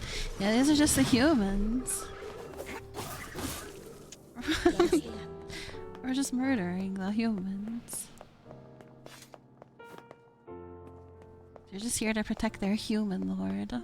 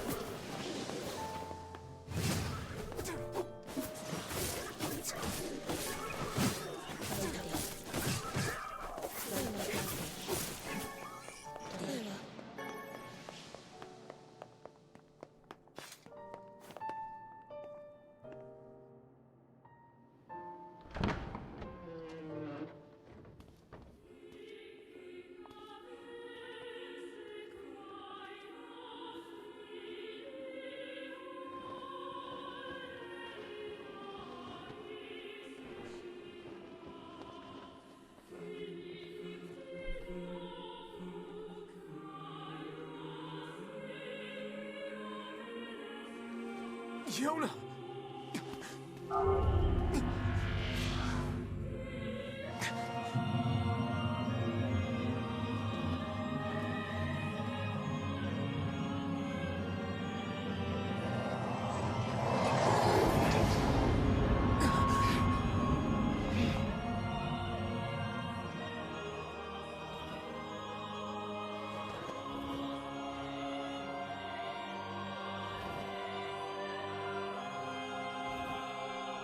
He's just a human. Why doesn't he get wings?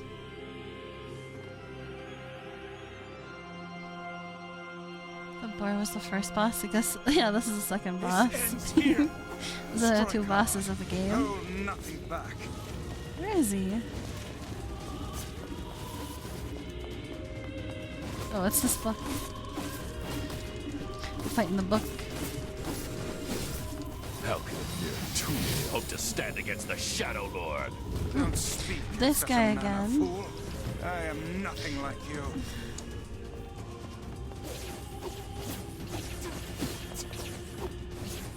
He's created a minefield. Mm.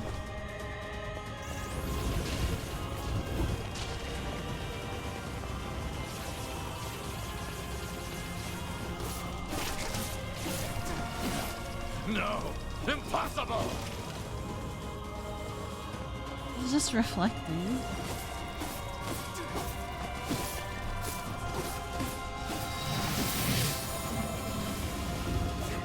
Don't relax yet. It's not over. Strike it when it has stopped. Are you killing a book?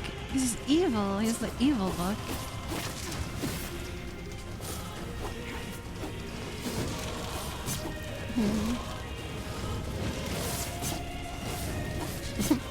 I like that he shields himself with the pages.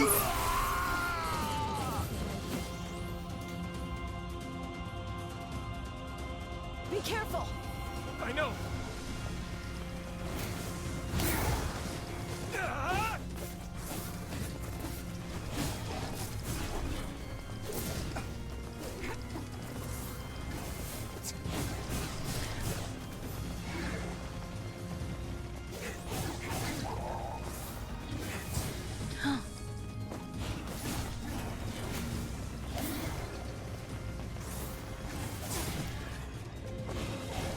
My God.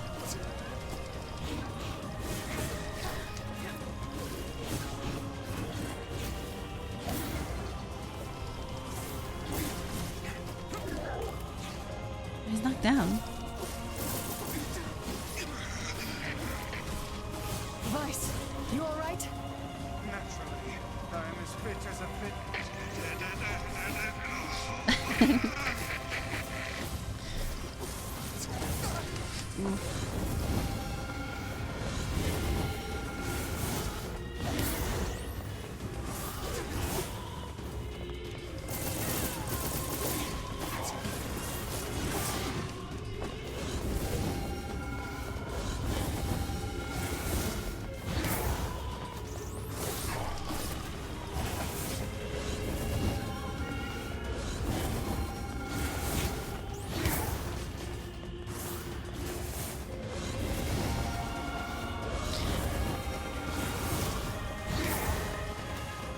Keeps dropping him as the target.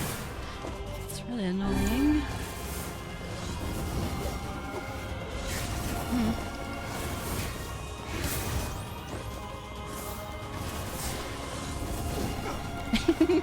He's teleporting too much. He needs to chill.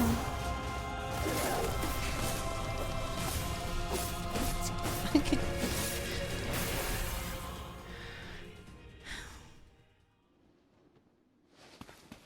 Wait. It's Yona.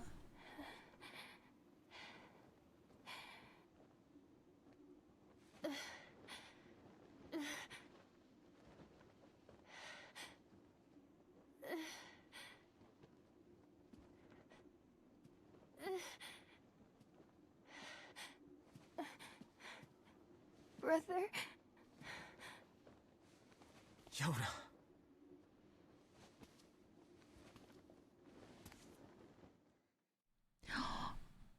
Damn. Wasn't talking to you.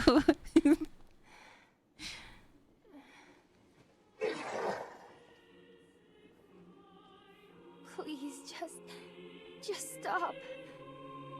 I don't want to do this anymore. I don't need someone else's body. I don't want it.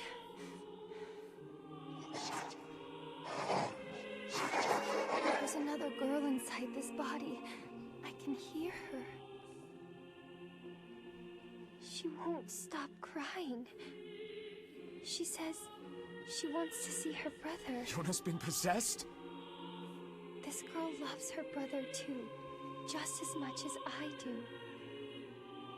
It's not right, you know? It's not right that she can't see him.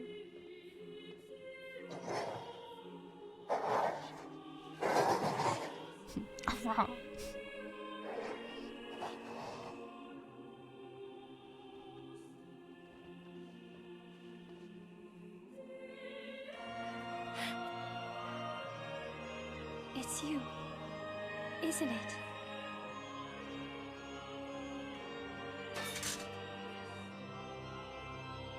Yes, it's me. Let's go home.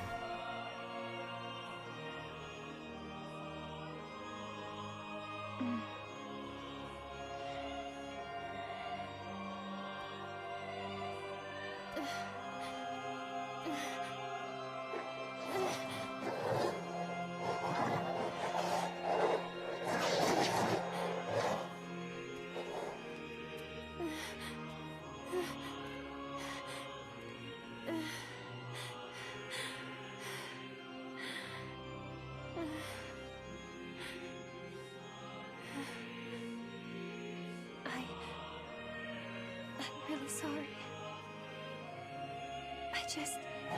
I don't know what to... I'm so very sorry. No matter what. Just know that... I love you.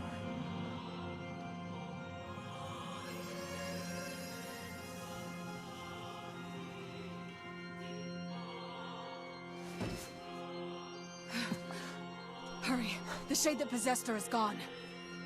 What the hell? Should just leave.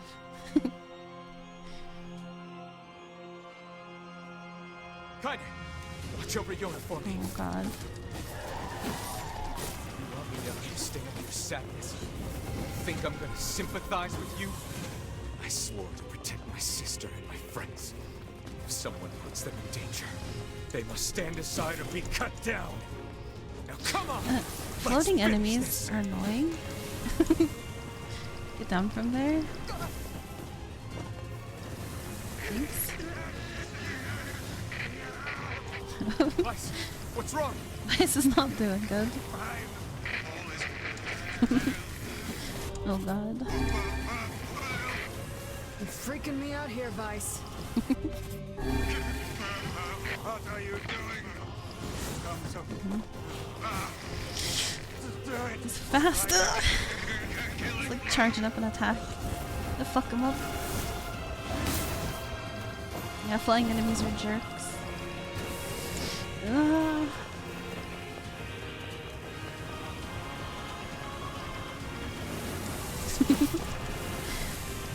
Got like one hit on him.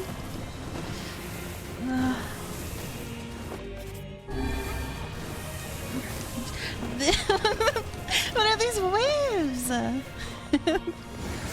How am I supposed to avoid that? I want that spell.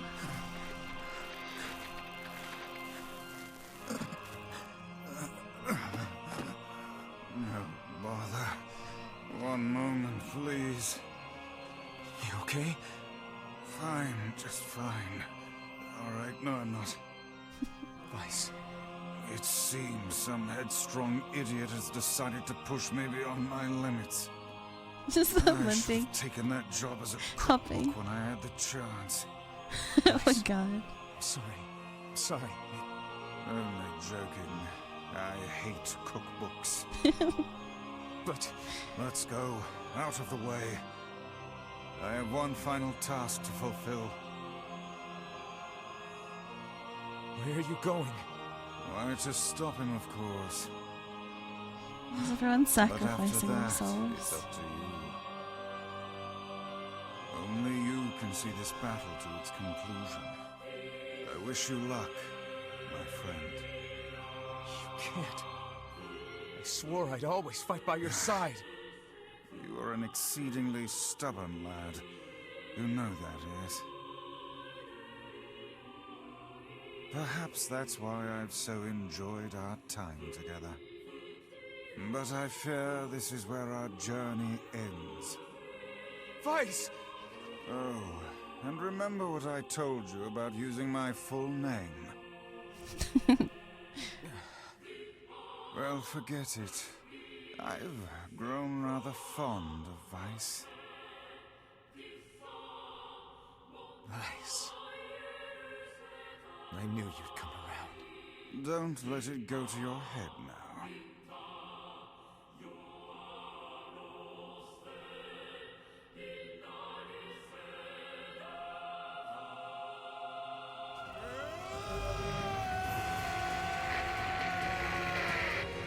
Vice lost all his powers.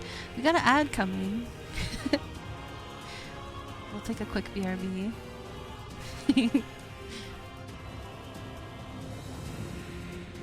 What am I doing? Killing all my friends? No. They're all sacrificing themselves out of the kindness of their hearts. Yeah, we'll BRB. Have a good break.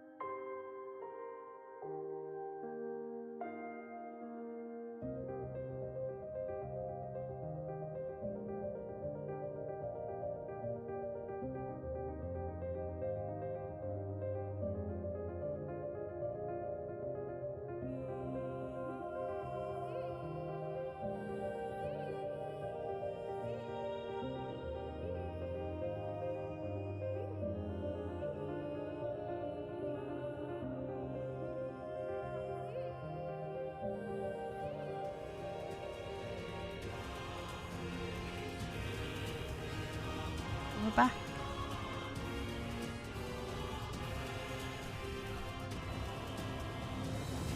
Did it go break? Do we have to fight this guy again? Vice has lost all his power.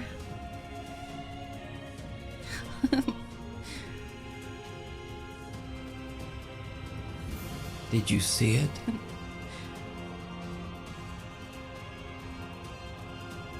Yep, he's lost all of his power. You see it? I can't. I have to actually go all the way up to him. I have a reason to live. Huh? It's a good thing we can hit the hand out of the way. They're all collapsing in.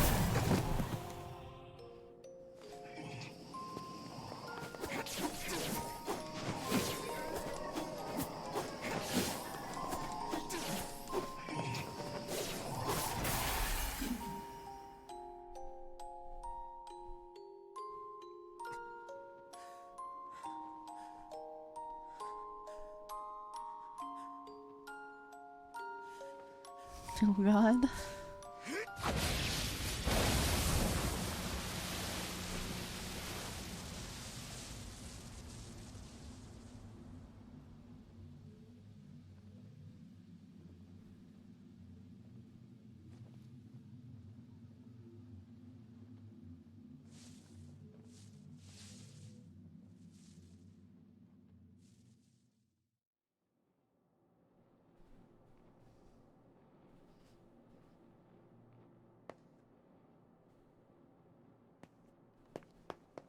He's dead.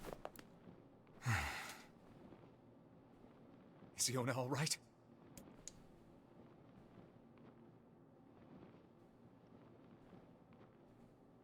Oh god, no.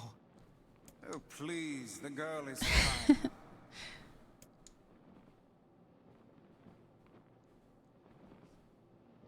Vice? Vice is just the girl now. He's just possessing Yona. Where are you? Are you okay? I am as well as can be, considering I have lost my physical form. Doubtless my voice will be the next to go, so listen closely. Your sister is safe. Do not mourn her, and do not give up hope.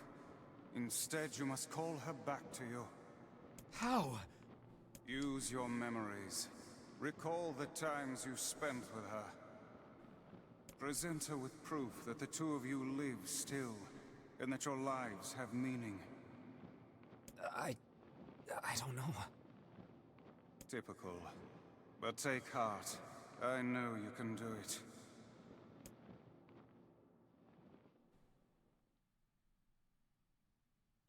What's my favorite food? Cookies. What's my favorite book? That's my magic storybook. What's my favorite place? Home with you. What's my favorite flower? The lunar tear, of course. Okay, one more question. Speedrun favorite things. Who do I love more than anyone? Oh god.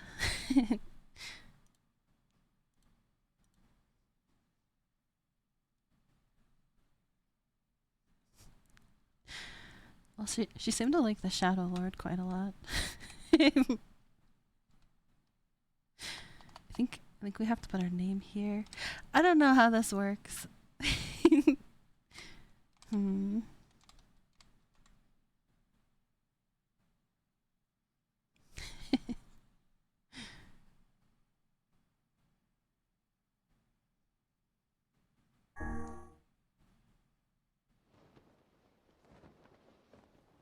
brought her back. Of course it's you. Is that Aww. you?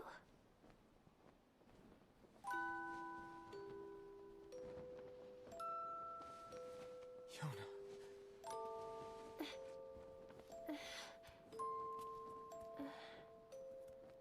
Is this my body? Yes, Yona. It's yours and yours alone. You look bigger than before. Like you've grown up.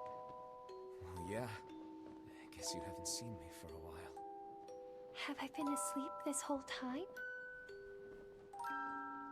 Something like that. It's almost like I'm a princess from some fairy tale. Oh, Yona. She's rescued. I'm so happy to have you back. You misspelled it, but she recognizes you. Oh no. Kaine. You and your sister, you have a good life, Kay? Where are you gonna go? Guess I'll... You could stay with us, you know. Thanks, but I'll pass. You know how it is. I got my own shit to take care of. What do you mean? Personal shit, alright? Anyway, take it easy, yeah? Kaine. Hey, look! It's beautiful.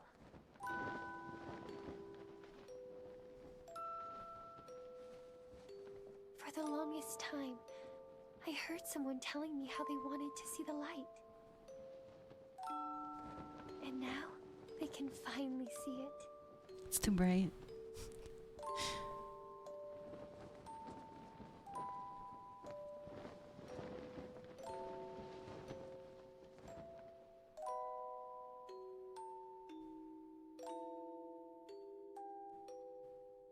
No crying now. Squids cannot cry, can they?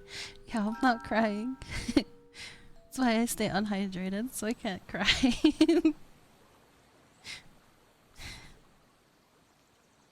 No crying.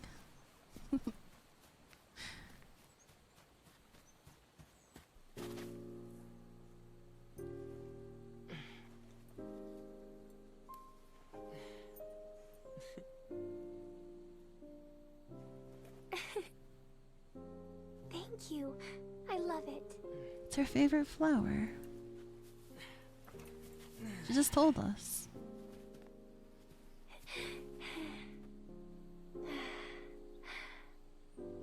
It's so sunny today. Yeah, it sure is.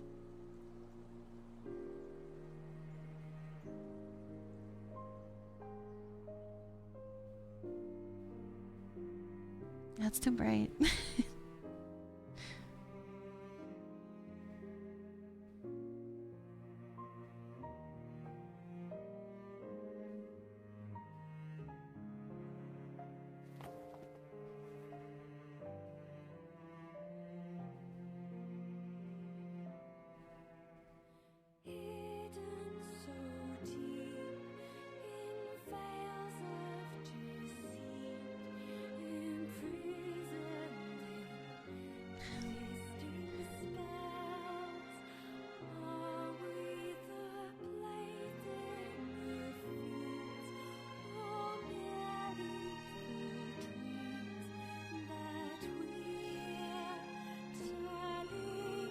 Too good. Best game. What's up, Homerance?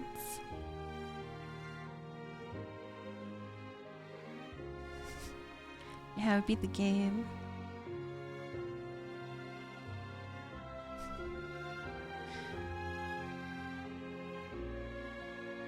Just chilling. That's good. Yeah, 10 out of 10.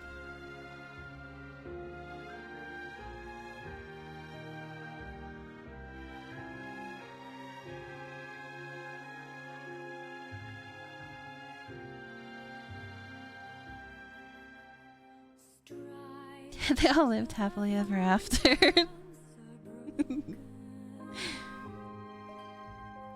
Such a happy ending.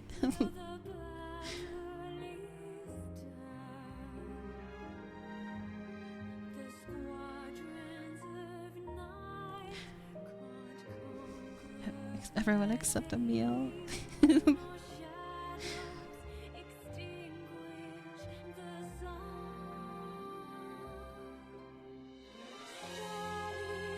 How can anyone be happy without a meal?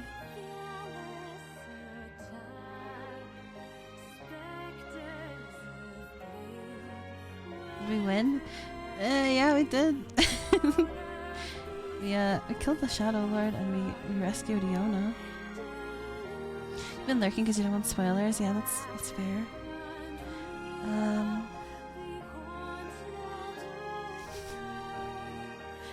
Janice is Riz.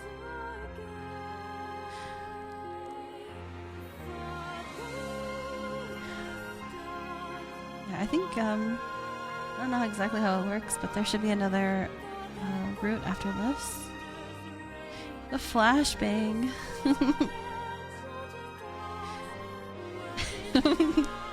You're making all your screens white.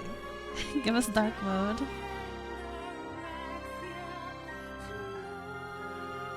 It's a skippity toilet, Riz.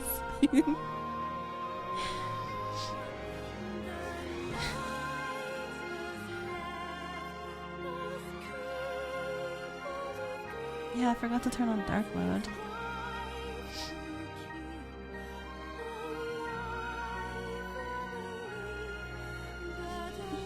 Release the Riz into the toilet. Yeah, don't release the Riz into the toilet. You're gonna get skibbity toilet.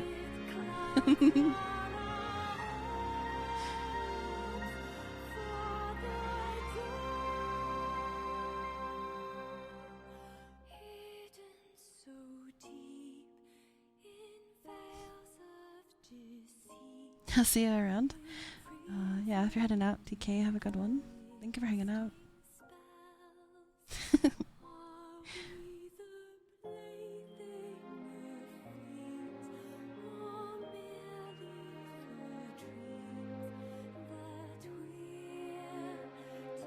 What are we playing next? I'm gonna do the next route in this game.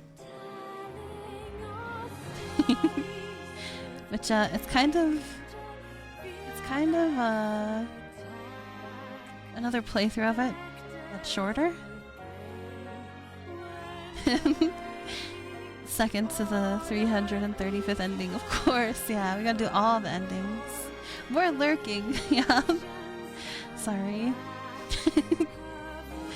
Sad. All the endings are great.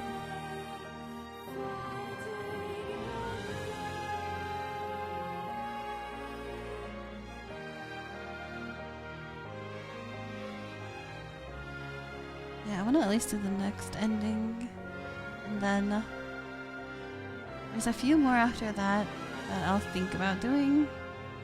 I think some of them you have to get all of the weapons for to even access them. So I would probably do that off stream. You didn't see nothing yet.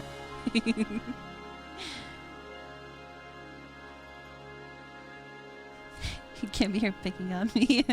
Haha, this game is my shield.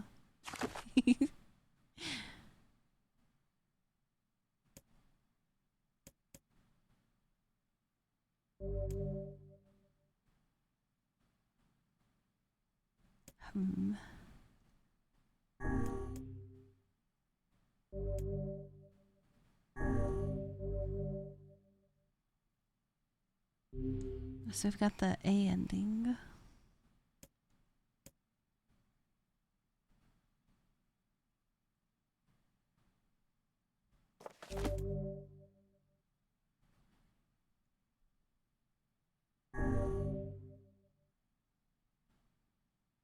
Load your clear data after completing the game to experience Kaine's story. Clear data. You can now read a departed mother's diary in your house. Ooh, we got a wardrobe.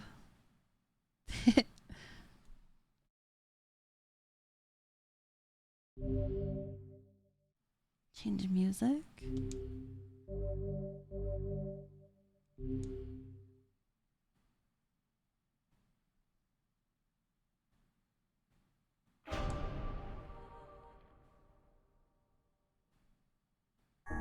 Do we continue? This is how we do it.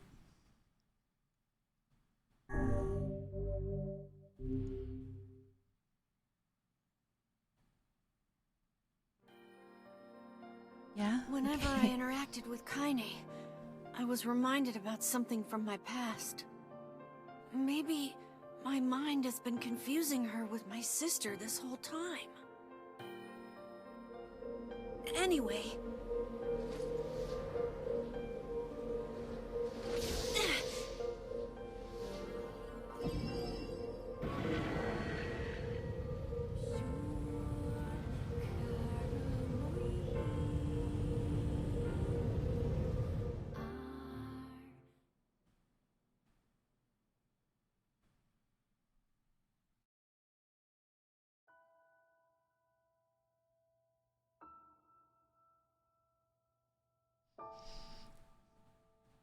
Sound of rain filled the village. Oh god, my throat's too dry for this.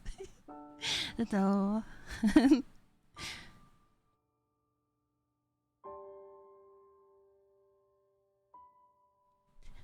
Can't even hydrate.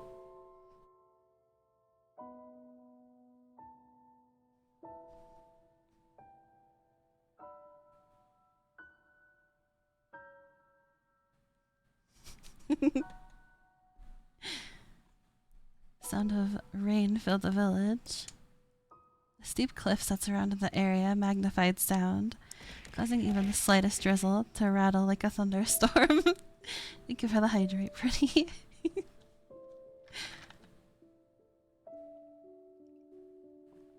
Actually needed it this time.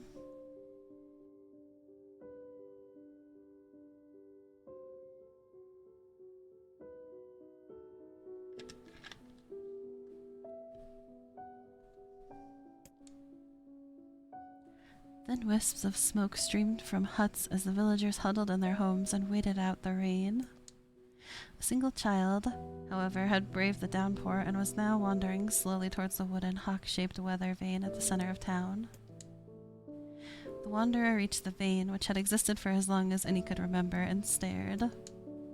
The child's face was simultaneously delicate and fierce, like a teacup that had survived a shipwreck. Those traits combined with pale white skin to give the face almost sexless quality. If the beak turns east, I go home. If it stays west, then I... The child blinked.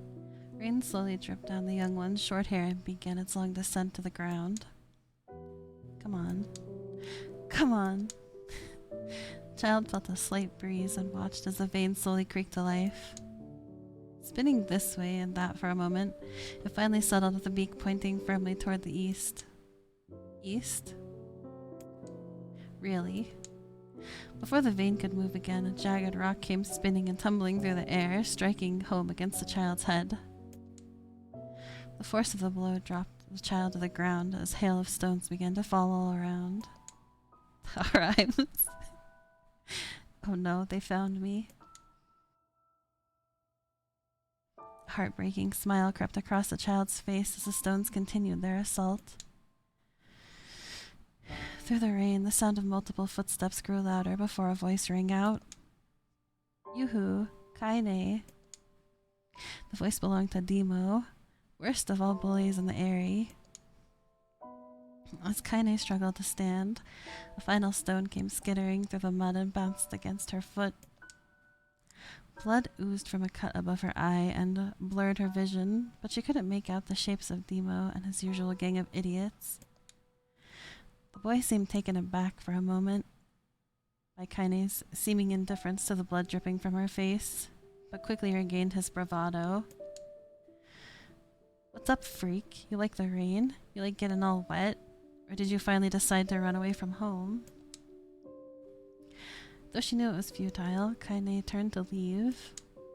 Before she could get more than a few steps, the other children scrambled to surround her, cruelty burning in their eyes. Kaine knew those were not the only eyes on her. The tormentor's parents watched from the safety of their homes. She was attuned to this sensation. It was one she had experienced many times before.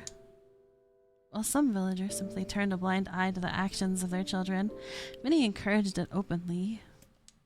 It's messed up. In a society ruled by superstition and fear, Kaine was something to be hated and, if possible, destroyed. I didn't say you could leave, freak. Demo's words chewed at her like a worm through an apple. He can't hurt me, she lied to herself. Be strong, be brave. He can't hurt me, he can't hurt me, he can't hurt. Oh look, the little freak is gonna cry. What's wrong? You said that everyone hates you and wants you dead. Kaine prayed for the rain to flood down and carry her away from a world that seemed to have no place for her. But if there were gods, they chose to ignore her. As Demo crept ever closer, the clouds began to thin and the rain slowed. Even the weather hates me. I'm useless, a failure. I wish Demo's rock had taken my head off. Kaine couldn't meet Demo's leering gaze. She lowered her eyes and stared at the muddy ground below.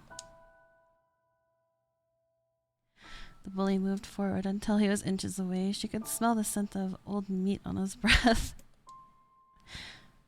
It's gross. The boy grabbed Kaine's face with thick fingers and yanked it upwards. She tried to turn away, but he forced her to gaze back and jammed his thumb against her eyelid to pry it open. Show me. No. Did you just say no?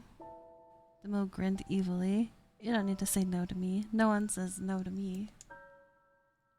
Even taking his attention from Kaine, he called his cohorts. Come on, guys, let's give this freak what she deserves. As soon as Demo finished, kicks and blows began to rain down upon Kaine. Demo paused, still grinning, as Kaine curled into a ball and tried to make the pain stop. I don't get you, freak. What you acting like a girl for, huh? Everyone knows what you really are.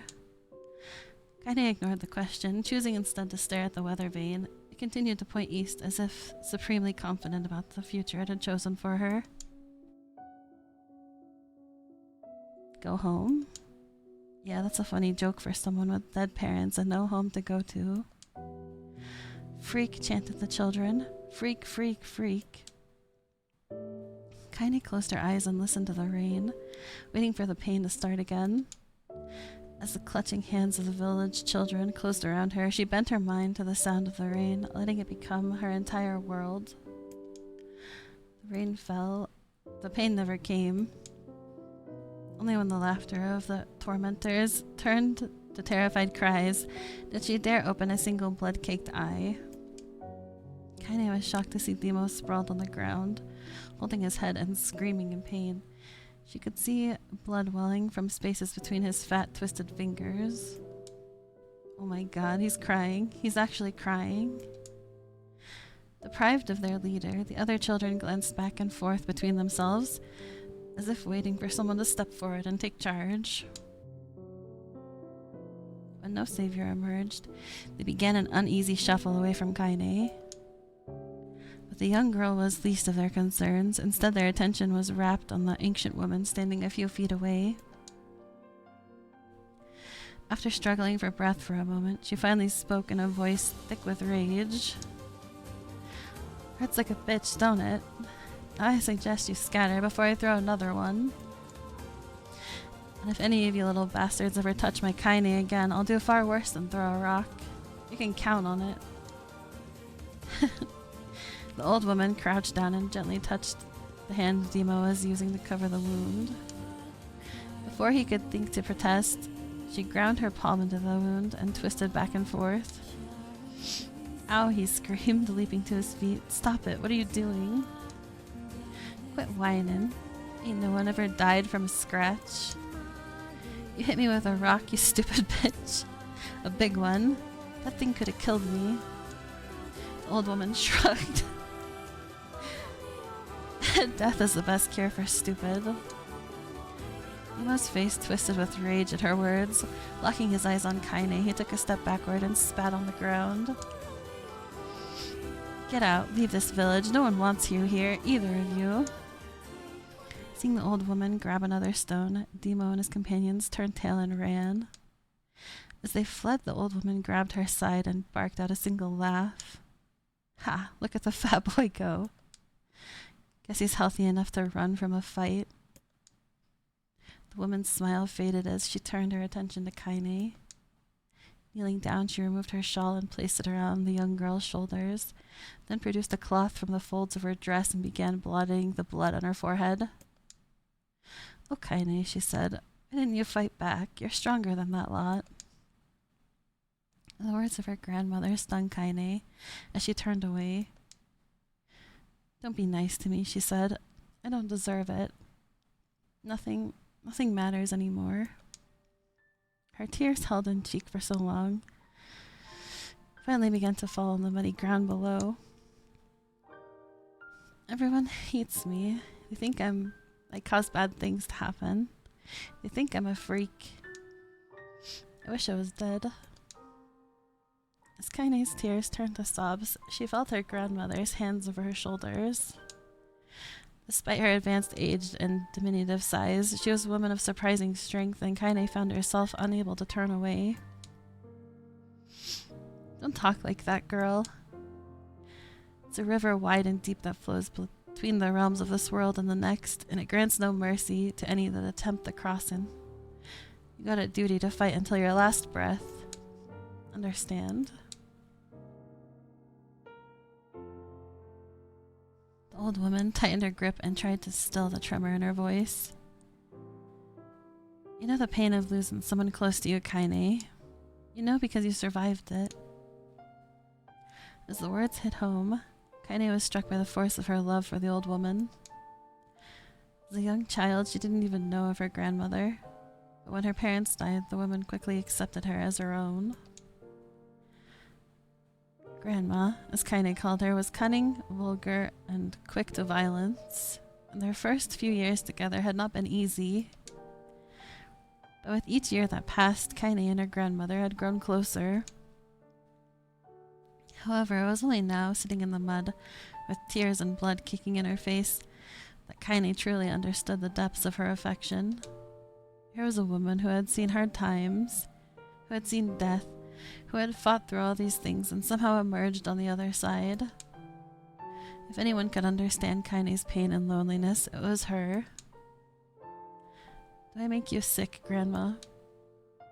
"Of course not. Don't be an ass." Kaine drew her grandmother's moth-eaten shawl around her body and shuddered. "But my body, it's not normal. If I was normal, then Mom and Dad wouldn't—" "Hush," interrupted Grandma. "I'll not hear another word of this nonsense. You're my granddaughter, and I love you. And if folks have a problem with that, they can just go to hell." With that, the old woman reached out and placed a wreath of dried flowers in Kaine's hair. The skill it took to bend the flowers without breaking the stems or losing a single petal was remarkable, and the beauty of it made Kaine want to cry all over again. "Oh my gosh, these are lunar tears. Grandma, you made these for me?" And the lunar tears were legendary flowers, and most people could live their entire lives without seeing one. Yet her grandmother had somehow collected a dozen or more. Kaine reached up and touched the wreath as if she couldn't believe it was real. "Where did you find these?" "Just stumbled on them while I was out doing the shopping." The old woman turned away as she spoke, leading Kaine to suspect that the search had been far more difficult than she was letting on. The pains she took to construct the ornament, let alone track down the flowers used in its construction, made Kaine's heart hurt. She reached up and gently adjusted the wreath, admiring the way it felt between her fingers. "It didn't quite turn out right," said her grandmother, as she squinted at it. "These old hands have trouble with delicate work, but it sure looks good on a pretty girl like you." Kaine blushed and turned away. You think I'm pretty?" "Of course you are. What a fool thing to say." "Thank you, Grandma." Her grandmother smiled. "We're gonna be fine, you and me," she said. "As long as we got each other, we'll be just fine." Kaine took her grandmother's hand in hers, and the two of them struggled to their feet. As they began the long walk home, Kaine gripped the hand with all her might, as if trying to stop smoke from drifting away on the wind. The rain had stopped. Kaine stood beneath the weather vane, watching it spin in lazy circles, no longer caring about the direction it faced when it stopped. I don't need to escape. I have a home now. Grandma loves me, and that's enough. Even if it's us against the world. Kaine let her gaze drift up past the vane into the cloudy sky. The last faint hints of a rainbow were slowly fading. As she turned and headed for home, the light scattered into a million particles and vanished, seemingly taken away on the breeze.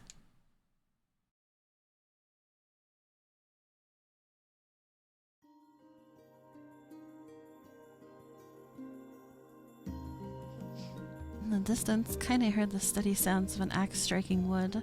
The noise had a purposeful quality to it, as if she was hearing a master woodsman go about his work. The firewood being produced, however, was as far from a work of art as could be. Pieces of every shape and size were being flung about a barren yard with wild abandon. Anyone trying to stack such wood would probably die of frustration before the job was through. Stupid piece of shit axe. Kaine's grandmother flailed away with the axe, filling the air with both splinters of wood and words that would make most hardened sailors blush. Grandma called Kaine. "That you, Kaine?" yelled the old woman, taking her eyes off the wood for a moment. "Too close or I might take your goddamn foot off by mistake." She brought the axe down on a piece of wood, sending chips flying in every direction. One spun past Kaine close enough for her to hear the whistle, at which point she decided to step back.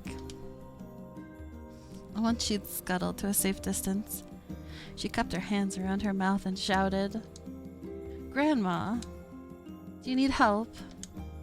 I can get you water or lunch or a new axe or something." The axe, poised to strike another wobbly blow, paused in midair. The old woman considered her granddaughter's offer for a moment and then smiled. "Tell you what, since I'm doing such a piss-poor job of chopping, why don't you come here and take over so I can go get water?" Shades have been restless lately. I don't want you running into one of them bastards. Relinquishing the axe, her grandmother picked up a long pole with wooden buckets on either end. Gathering water was by far the more difficult of the two jobs, but Kaine knew better than to complain. Once Grandma's mind was set, there was no changing it.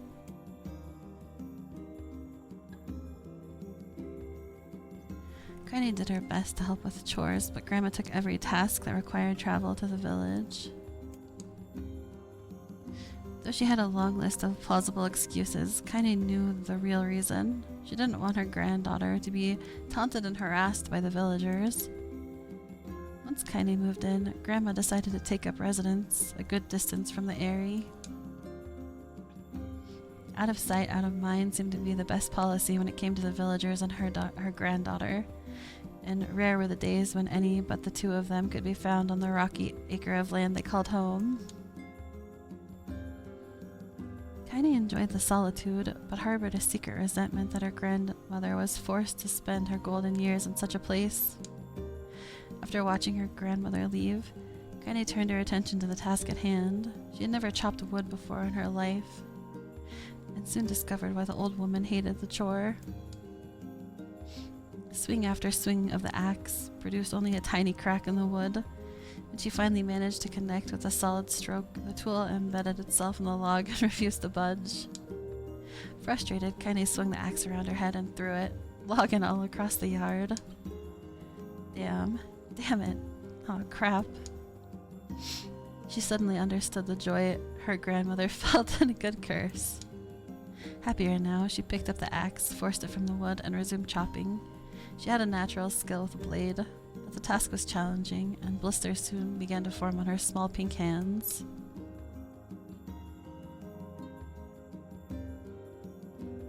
This is tough. My vlogs are all weird sizes. Oi! You can't spam that. It's an extra hit rate. Spitting on her palms and ignoring the pain, Kaine redoubled her efforts. Just as she was developing a rhythm, Grandma returned from the village. Setting down her buckets with a small sigh, she took one look at the logs and coughed out a wheezy laugh. Pretty clumsy girl. You better practice if you... Her grandmother suddenly collapsed to her knees, causing one of the buckets to wobble precariously. Eyes wide, Kaine dropped the axe and ran to her grandmother's side. Grandma. The old woman shook her head and pointed a trembling finger at the bucket. Get the bucket. Can't let it spill. Kaine steadied the bucket with a foot as she knelt by her grandmother. A small bit of water sloshed over the side and made a new home in the hem of her dress, but Kaine didn't notice. Grandma, what's happening? Crazed with panic, she grabbed her grandmother by the shoulders and shook. After a moment, the woman lifted her arms and batted Kaine away. Stop that. Just stop, she cried, breathing heavily. It ain't like I'm dying. Just tired from the trip is all. Kaine desperately wanted to believe her, but one look at the old woman's shaking hands and worn face told her more than words ever could. Her grandmother had lived a long, hard life, and it seemed the bill was finally coming due. What's up, Razor? Welcome into the the novel reading of the game. Yeah, I should probably switch the title of the stream to say Route B.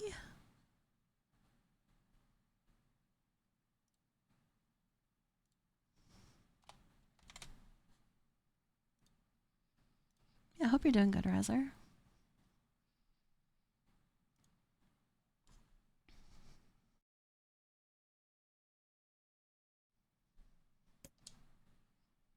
The time when her grandmother watched over Kaine was ending.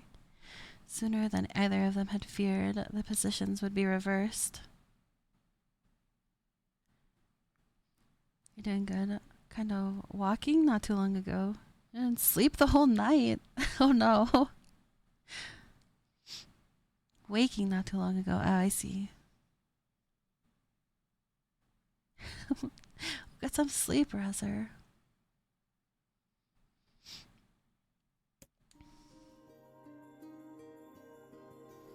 Next morning, Kaine came to the side of her grandmother's bed and took her wrinkled hand. Grandma, you're sick. You need medicine. I'm going to the village. The old woman shook her head and tried to rise, but Kaine gently pushed her down. It's alright, she said. I'll be fine. Her grandmother fixed her with a gaze that could melt steel. After what seemed like an eternity, she finally lowered her eyes and sighed. Well, I don't like it, goddammit. But I guess I should quit being so stubborn and let you grow up. The old woman watched as Kaine strapped on her boots and made her way down the road to the village. Hours later, as an unseen sun made its way across a dark and rainy sky, she was still watching. Kaine moved at a brisk pace, checking her pockets every few minutes to make sure the money her grandmother gave her was still there. Every noise caused her to spin on her heels, making sure she wasn't being stalked by a shade, or worse, Demo and his gang.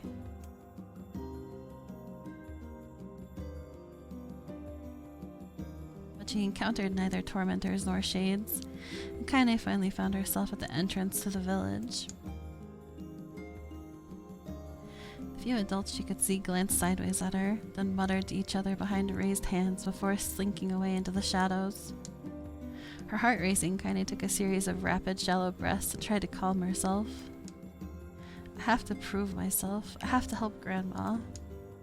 I have to be strong. She chanted those words to herself over and over as she slowly made her way. Finally, her eyes settled on a rotund older woman who was angrily waving her arms in the air and telling anyone who would listen exactly what she thought of Kaine's presence. Hey lady, said Kaine with a bravado she did not feel. Where's the apothecary? Woman's flabby cheeks shook in bewildered anger. How dare this thing speak to me? They seemed to say, but Kaine saw that her eyes held a different emotion. Fear. Yeah, we're both scared, lady. Trust me on this one. Which way? Kaine repeated. The woman pointed at a small building to her right before hitching up her dress and stumbling off in the other direction. Kaine cringed. Cringe. Expecting a stone to come flying from the assembled crowd, but none came. Lem is quite a scary lady. A squid that stabs.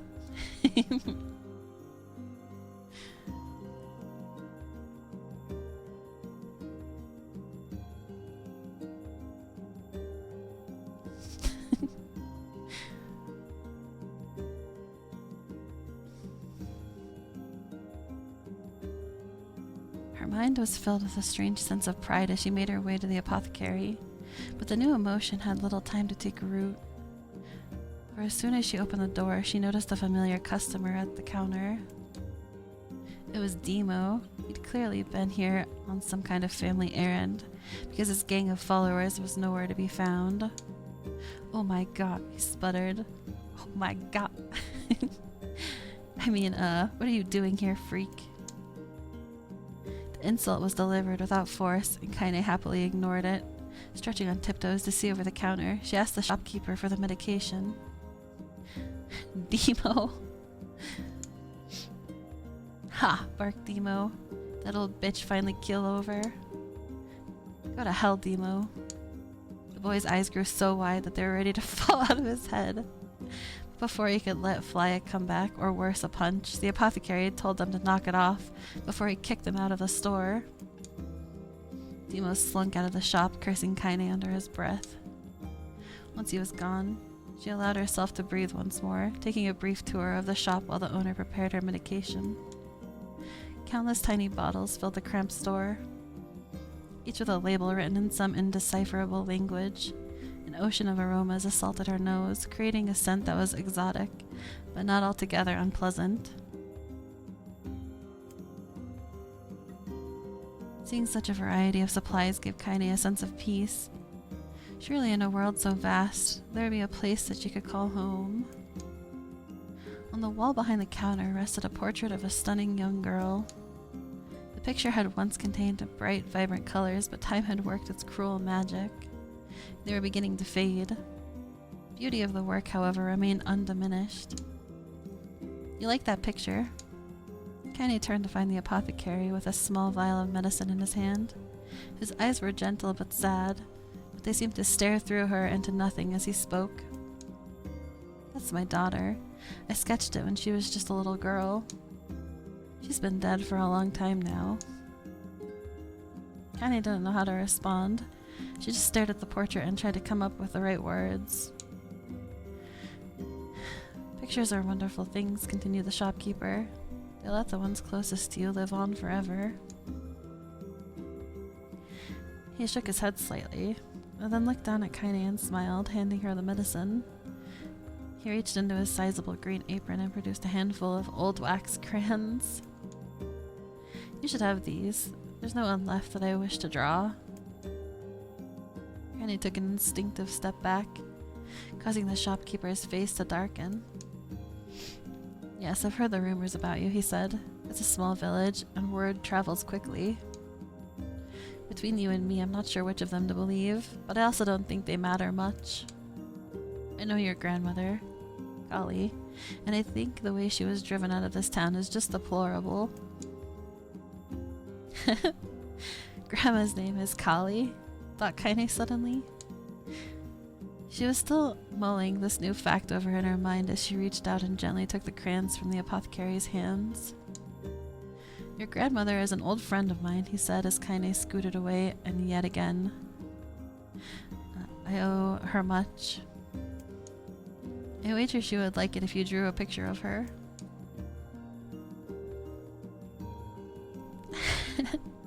He went to bed with headphones. This would be like a bed story from Lem. It was a bedtime story.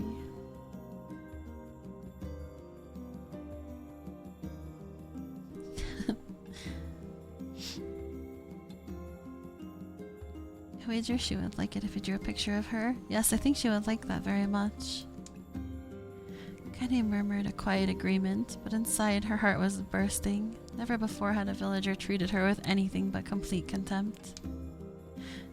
It was a tiny, almost imperceptible step, but it was a step nonetheless, and with enough tiny steps, she might one day discover the rest of the world.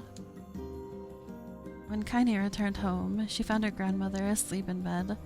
Her feet were blackened and raw, even bleeding a bit in places, leading Kaine to think that she had been pacing around the room until exhaustion finally caught up with her. She placed the medicine by her grandmother's pillow and turned to leave, but found the old woman's hand clasped around her arm. "Back already, are you?" asked her grandmother with a yawn. "Come here, let me have a look at you." Grandma sat up and examined Kaine from head to toe. Finally satisfied nothing terrible had befallen her grandchild, she leaned back and allowed herself to relax. "Well, how was it? Those bastards give you any trouble?" "It was kind of fun," said Kaine with a small smile. "No, seriously, it was." "Fun, eh?" asked her grandmother in a voice which implied she believed anything but. "Uh-huh. So anytime you need me to run an errand, just let me know." As she spoke, Kaine removed the crayons from her pocket. After a brief explanation of their source, she informed her grandmother that she was going to sketch her portrait. A portrait of me? Ridiculous. No one wants to stare at a wrinkled old crone. "But Grandma, it'll make you live forever." "Horseshit," said her grandmother, throwing back the sheet from her bed. "Living forever would just piss me off." "Now put those crayons away and help with dinner."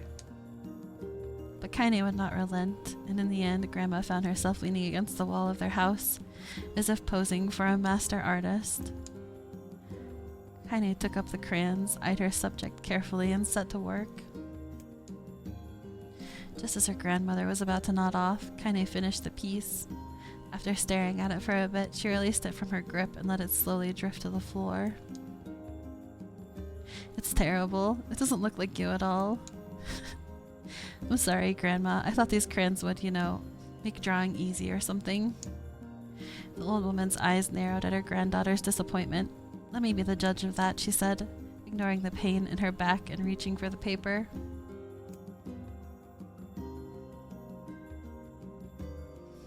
The sketch could have been a person's face. It also could have been a boulder, a lump of clay, or an incredibly misshapen loaf of bread. All rendered in a chaotic array of colors.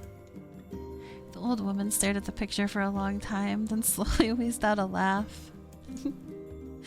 "Oh, Kaine," she said between laughter. "You truly are my blood. You're as clumsy as me, and I love it. But, hush, I won't hear any more bull about how ugly you think it is. It came from the heart, and I'll treasure it always." True to her word, the old woman gave the picture a place of honor above the kitchen table. In the days that followed, Kaine would often catch her staring at the portrait with a strange smile on her face. In action, she interpreted as silent, mocking laughter. A week later, Kaine could stand it no more and asked her grandmother to take the artwork down. "Posh," said the old woman. I'll take this down when they roll me in my shroud." She pondered this for a bit, then turned to Kaine and dropped to one knee. "Listen to me, girl. Seeing this picture makes me happy in a way I've never felt before. And it makes me want to go on. So that someday you can feel the same happiness." It was a moment that burned itself in Kaine's memory, a perfect blend of pride and love and joy that came together to form lifelong remembrance. Bro still tried to recover from the ending. This is not happening, yeah. It's too much.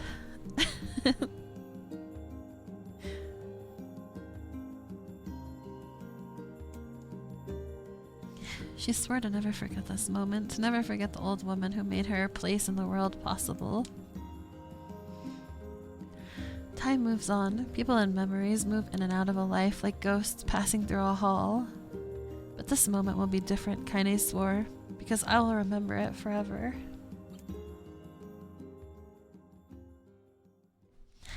Forever.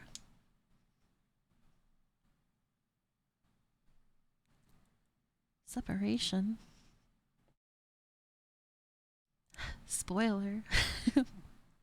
Kaine listened to the sound of crackling firewood and stared to the black object on her plate. She'd been pushing it around the wooden disc for a good 10 minutes, ignoring the bemused stare of her grandmother.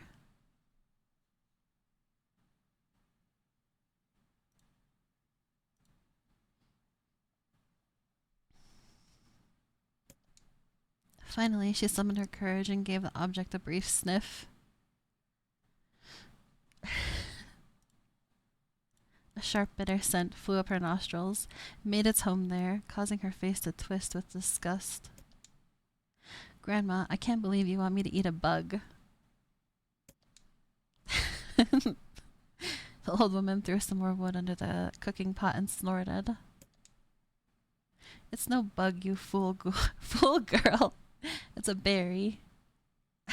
Bug. What's up, Buttermutt?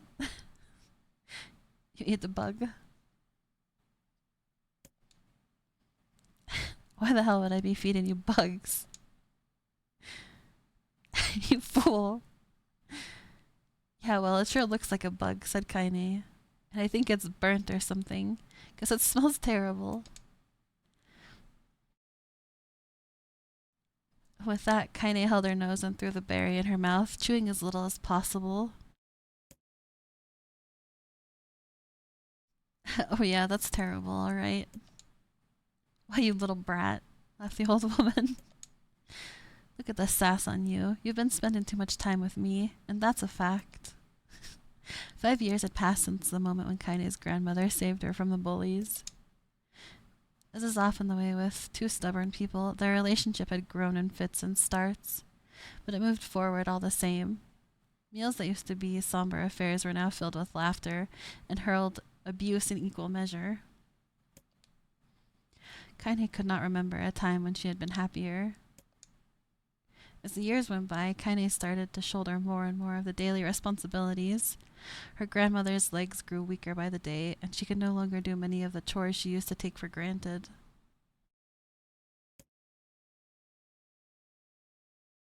And so this morning found Kaine lacing up her work boots with a breakfast of burned berry rolling through her belly. Where are you going today? Asked Grandma suddenly. Kaine looked up surprised. The old woman rarely asked for specifics anymore. Well, I was gonna check out the kelma trees and see if they were ripe. I thought we could make some jam or something. Oh, and I'm going to pick up some flagstones. So I need to take the wheelbarrow. Flagstones? What in the hell for? Kaine stared at her grandmother, then held out an arm and swept it around their home. Constructed mostly of cloth, rope, and rubble, the old place sagged like a boxer in final round. Grandma, a dying cat could chew through this house. I'm gonna build a stone wall so we have some protection. The old woman laughed, exposing her toothless grin to the world. Goddamn, girl, if a bunch of thieves want to ransack the old place, let 'em come. We got nothing worth stealing anyway. I'm not worried about thieves. I'm worried about shades. People saw one west of the village yesterday. The old woman tilted her head and stared at her granddaughter. Well, shoot. I don't know why you have to do it today. We can worry about it some other. Grandma, no. If I don't go to the kelma trees, we won't eat tonight. You know that. A confused expression passed across the old woman's face, and for a moment she was a small child lost at a carnival.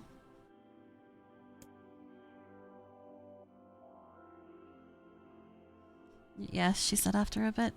Yes, of course you're right. I'm sorry, Kaine. Lately it seems like my mind is... She didn't finish the thought, instead walking over to her nightstand, gently taking a wreath of lunar tears from the drawer. The flower's petals had aged to a brilliant whiteness, Kaine thought it was more beautiful now than the day she had first received it. You're gonna be a true woman soon, Grandma said as she placed the flowers in the girl's hair. So that means less chatter about shades and building defensive walls. More talk about how beautiful you have become. Annoyed, Kaine reached up to remove the garland, but the look on her grandmother's face stopped her hand. You're a beautiful thing, said the old woman, and there ain't another like you in all the world. I'm very proud of you. Okay, Grandma, that's enough goddamn compliments for one day. Such a mouth on you. Where did that come from? Gee, I wonder. I'll teach you to sass me, girl, yelled Grandma. Suddenly she lurched forward and grabbed Kaine by the ears, pulling her around the room with a crazed grin on her face. Grandma, yelled Kaine in a quaking voice. Grandma, stop it. What the hell? The old woman stared at her and blinked, then slowly held her wrinkled hands out, as if it was the first time she'd ever seen them. Oh, I don't know what happened there. I'm sorry, girl. Sometimes my mind just... Kaine thought the look on her grandmother's face was the most heartbreaking thing she'd ever seen. Listen, she began. Maybe I should stay home after all. No, I won't have you stay here to keep an eye on an old codger like me. You go get your fruit and your wall and whatnot. I'll be fine.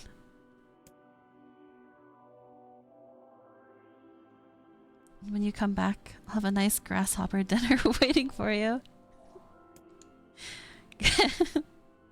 Kaine rolled her eyes and then kissed her grandmother on the forehead and made ready to depart, trying desperately to ignore the worry that was gnawing in the walls of her heart. Kaine could feel the old woman's eyes watching her as she moved down the path. Don't turn around, she told herself, but in the end the temptation was too great.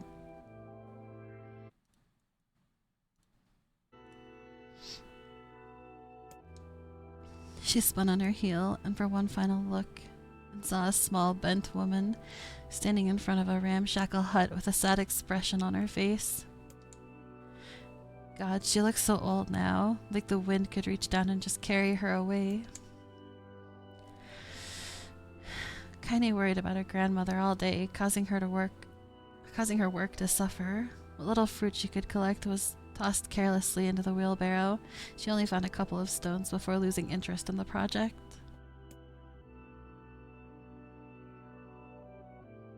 Finally, as dusk approached, she decided to call it a day. Cursing herself for the lack of focus, Kaine pushed the nearly empty wheelbarrow back down the path. She crested the final hill. She suddenly froze in place. The wheelbarrow fell from her fingers and collapsed on its side, sending a few pieces of wrinkled brown fruit rolling back down the hill. Her gaze was transfixed by a thick black cloud hovered just ahead, tracing its path with a finger. Kaine suddenly felt her stomach knot in on itself. Oh, no, gods, no. Her grandmother's house was ablaze, the flames licking up as if trying to touch the sky itself. Grandma? Grandma? Kaine ran then, faster than she'd ever moved in her life. Once she tripped on a stone and went sprawling into the rocky ground, but she leapt up to her feet and continued running, unmindful of the blood that spilled from her wounded hands and knees. As she got closer and closer, Kaine's mind began to race in time with her footfalls. It's too dark. It's too dark. Not just fire. Can't be fire. Too much smoke. Gotta save her. Gotta save her. She burst into the front yard and came to a sudden halt, her worst suspicions confirmed. The smoke from the fire was mingling with the thick, inky blackness of an enormous shade. The massive creature supported itself on 3 twisted feet and achieved a balance through means of large, armored tail. Scales, horns, and claws sprouted from its body in a random, chaotic pattern, giving it the appearance of a lizard designed by some insane god.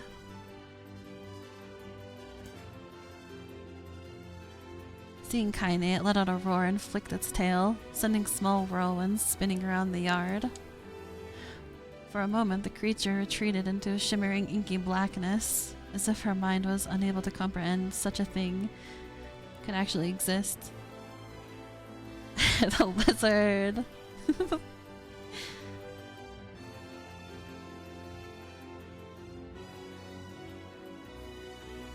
Then the smell hit her, a blend of rotted meat and excrement.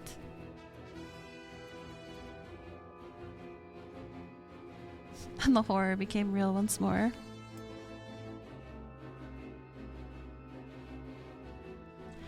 The creature bellowed again, and this time Kaine responded with a scream of her own. Alright, you bastard, she thought as her scream echoed off the high cliffs around them. It's you or me, let's go.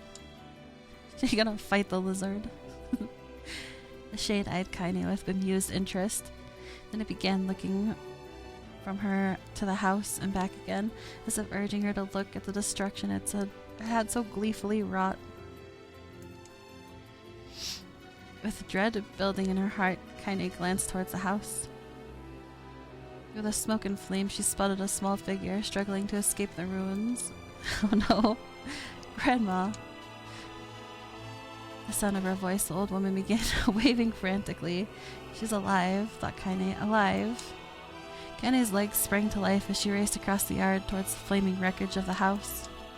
Before she could advance more than a few steps, the shade opened its mouth and let out a roar powerful enough to uproot trees and send them flying. The blast sent Kaine tumbling through the air before smashing her against the rocky earth.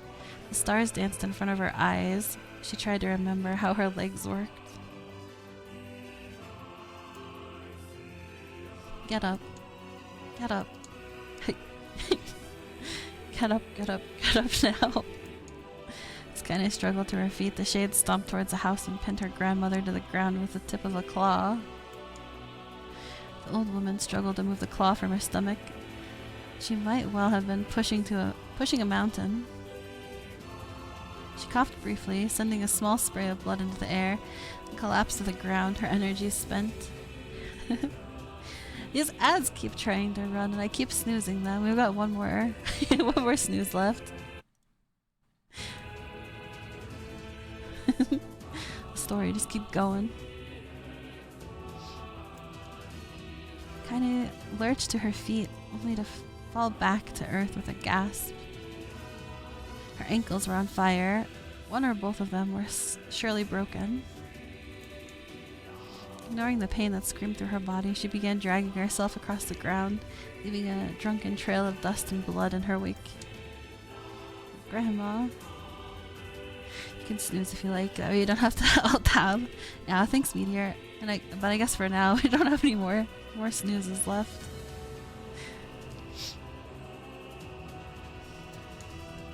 Grandma, hold on. Just a little longer. Her grandmother's face was turning blue, her eyes rolling back until only the whites were exposed. Kaine pulled herself across the ground with maddening slowness, the distance seeming to increase with every second that passed. The shade glanced between the two women and flicked out its tongue, its giant mouth turning up at the corners, short panting breaths belched from somewhere deep inside its core. Bastard, laughing at us. She had no idea how such a mindless creature could experience emotion. But there could be no doubt the shade was taking joy in their suffering. Yeah, I see her plan. The shade moved its claw slightly, allowing Grandma to breathe again. It was clearly keeping her alive, only to snuff out her life when Kaine was close enough to touch her. I'm gonna kill this bastard. Summoning all her strength, Kaine rose to her feet. There was a sickening snap from her right ankle as the foot twisted backward. She forced it from her mind and began to hobble towards the monster. Pulling a small knife from the pouch at her waist, she leapt on the foot that pinned her grandmother and plunged the weapon deep. "Give her back," she screamed. "Give her back to me." It was like stabbing a rock. After a few swipes, the knife broke at the hilt with a dull snap. The shade panted, laughter again, then raised its tail and sent it rushing through the air towards the young girl that was latched to its foot. Kaine never had a chance. The tail struck her square in the chest and sent her crashing into the burning wreckage of the home. As she lay on the ground with blood pouring from multiple wounds, a small, weak voice spoke up. Kaine? Kaine's vision blurred, but she forced herself to focus on the sound. Finally, her eyes cleared enough for her to make out her grandmother's hands reaching out through the smoke. Grandma? Kaine, you gotta run. You can't best this one.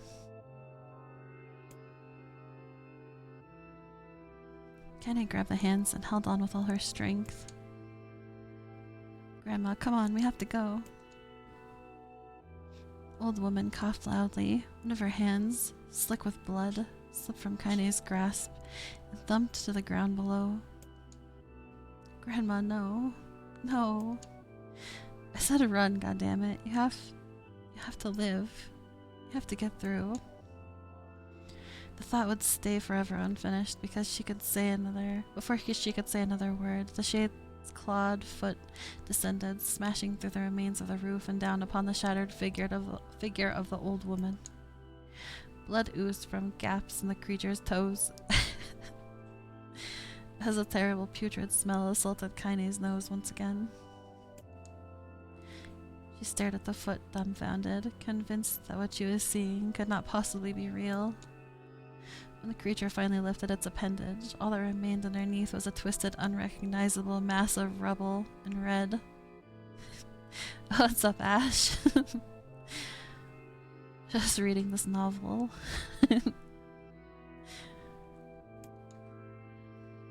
Her grandmother was gone. Kaine blinked, trying to feel the hands which had been in hers just a moment before. For a fleeting instant, she could remember the warmth of that embrace, the trembling of the fingers, but then the sensation drifted away on the breeze and was gone. Memories flashed through Kaine's mind, one after the other, faster and faster, until they became a meaningless jangle of noise. Kaine screamed then, a thunderous sound that echoed off the cliffs and seemed to roll away forever. The shade had eased forward, black ichor pouring from its mouth and dissolving into smoke on the ground below. The earth shook with every step as it crept towards its prey. Kaine's body slowly rose as if controlled by a mad puppet master. Her arms and legs were bent at impossible angles. Her head lolled dangerously to the side, yet somehow she managed to stand. Staring at the shade, her eyes began to glow with a deep red fire. The creature, so confident just moments before, took a slow, hesitant step backward, trying to discern if this broken human could possibly pose a threat. Kaine seized the moment, laughing like a madwoman. She leapt into the air and plunged the shattered hilt of her knife deep into the leg of the shade. Okay, now the ads are starting. I'm gonna go get a drink anyway. So yeah, I'll take a quick break and then resume. Yeah, BRB. I'm just gonna leave it. I'll leave it on this screen.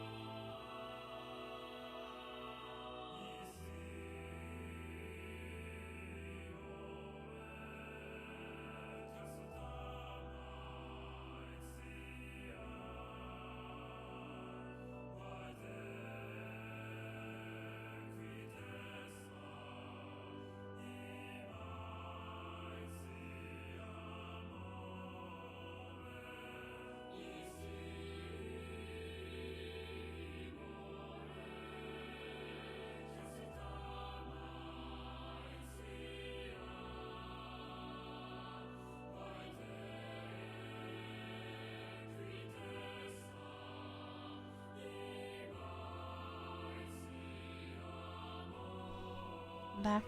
Oh, I have to let this BRB out of here.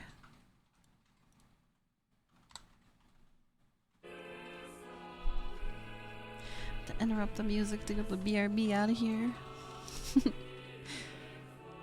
Who took my tentacles? Where did they go? Meteor. Come back from a break and don't have tentacles anymore. Yeah, thanks, Meteor, and thank you guys for waiting.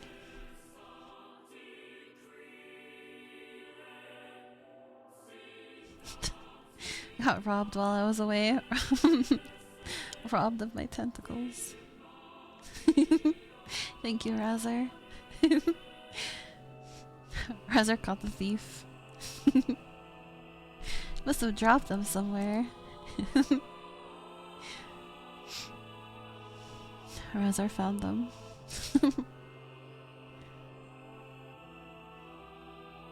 Restored to our former glory.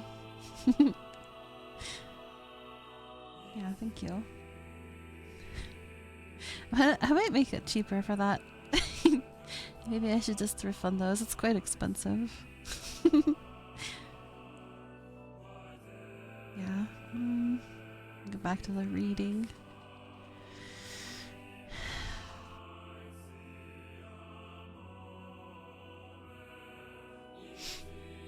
Shade shook Kaine off like a fly, sending her crashing to the earth once again. Her chest rose and fell slowly as if a great weight were resting on it. Most sounds of pain echoed through her mind. Something warm and thick oozed from her ears. Is that blood? I think it is. I think I'm bleeding to death. No, can't die. Grandma told me to live. Deep inside Kaine's mind, something finally broke. The sound, the pain, the smoke and flames, all of it faded away until all that remained was a single incantation repeated over and over again. Kill it. Kill it. Kill it. Kill it. Kill it. Kill it. Kill it. Kill it. Kill it. Kill it. Kill it. Kill it. Kill it. Kill it. Kill it. Kill it. Actually, read them all. Kill it now. Kill it. As the spark that was Kaine slowly began to flicker and die.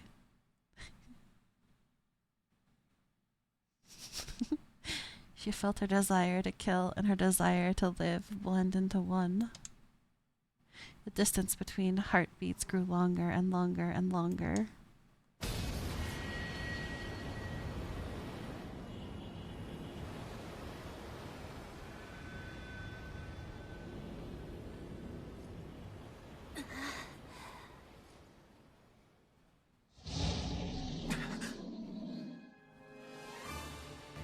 The beast approaches. Oh, I know. This beast again.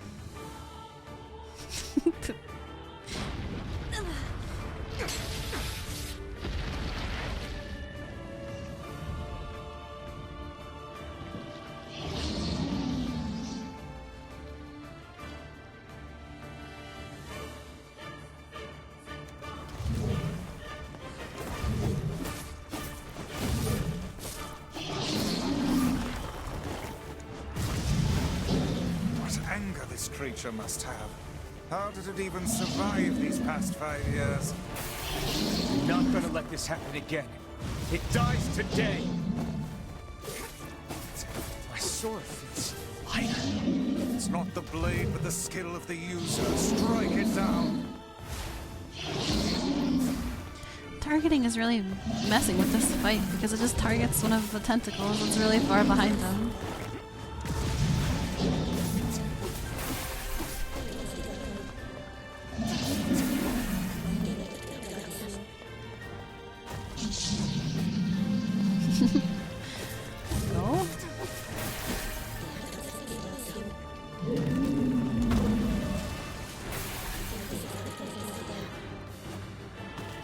Punch time.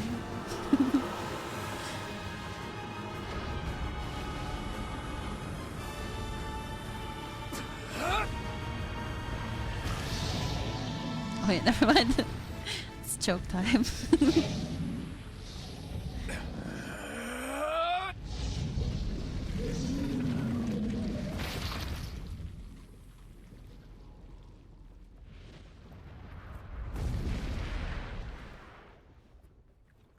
This monster looks like one of those just Japanese wieners that are cut at the base to make 4 tentacles. Oh yeah.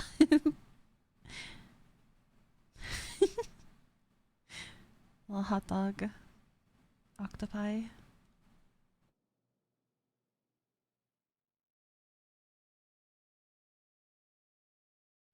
I hope wiener is a proper word for the food. Yeah. It is. It is. But it has also. Yeah, it's both. Yeah. It's technically 3 things.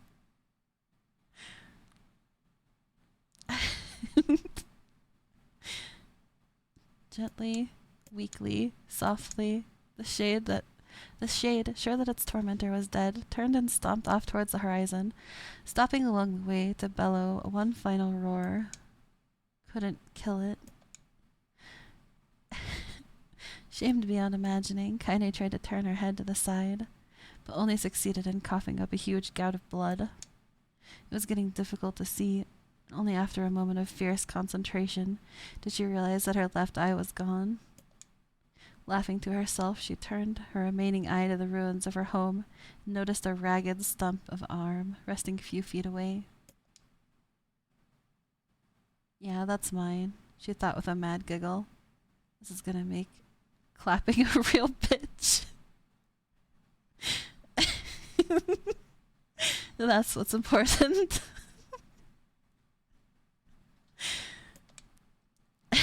Ha, cried a sudden voice from the depths of her mind. Finally gonna die, are ya? Well, you had it coming. Go to hell, Demo, she thought, the unseen assailant. Go to hell before I pluck your eyes out and feed them to a dog. The voice of her childhood terror evaporated into smoke, only to be replaced by another, more recent voice.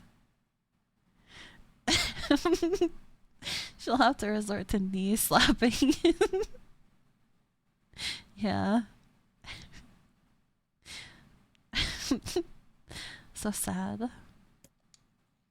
Hold still, said the apothecary, materializing from the ruins like a ghost. I want to draw you. That way you can live forever. No, stop. Don't want to live forever. Want to die right here. I see, he said quietly. Well, if that's what you want. The spectral shopkeeper fluttered in and out of existence for a moment, then produced a piece of paper and sketched quickly. After a few seconds, he turned the page to Kaine and smiled. This is Death Note.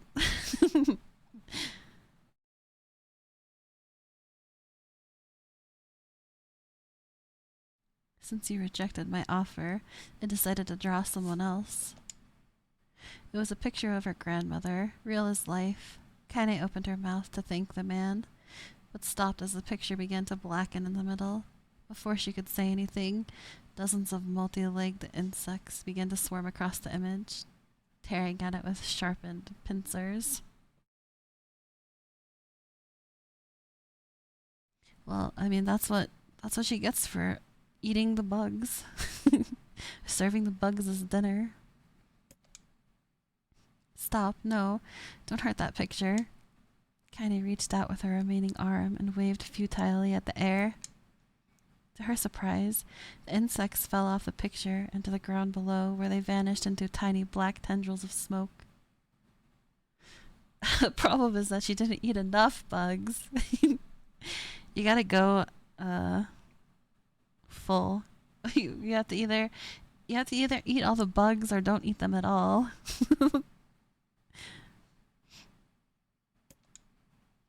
Relieved, Kaine turned her good eye back to the picture, only to open her mouth in a silent scream.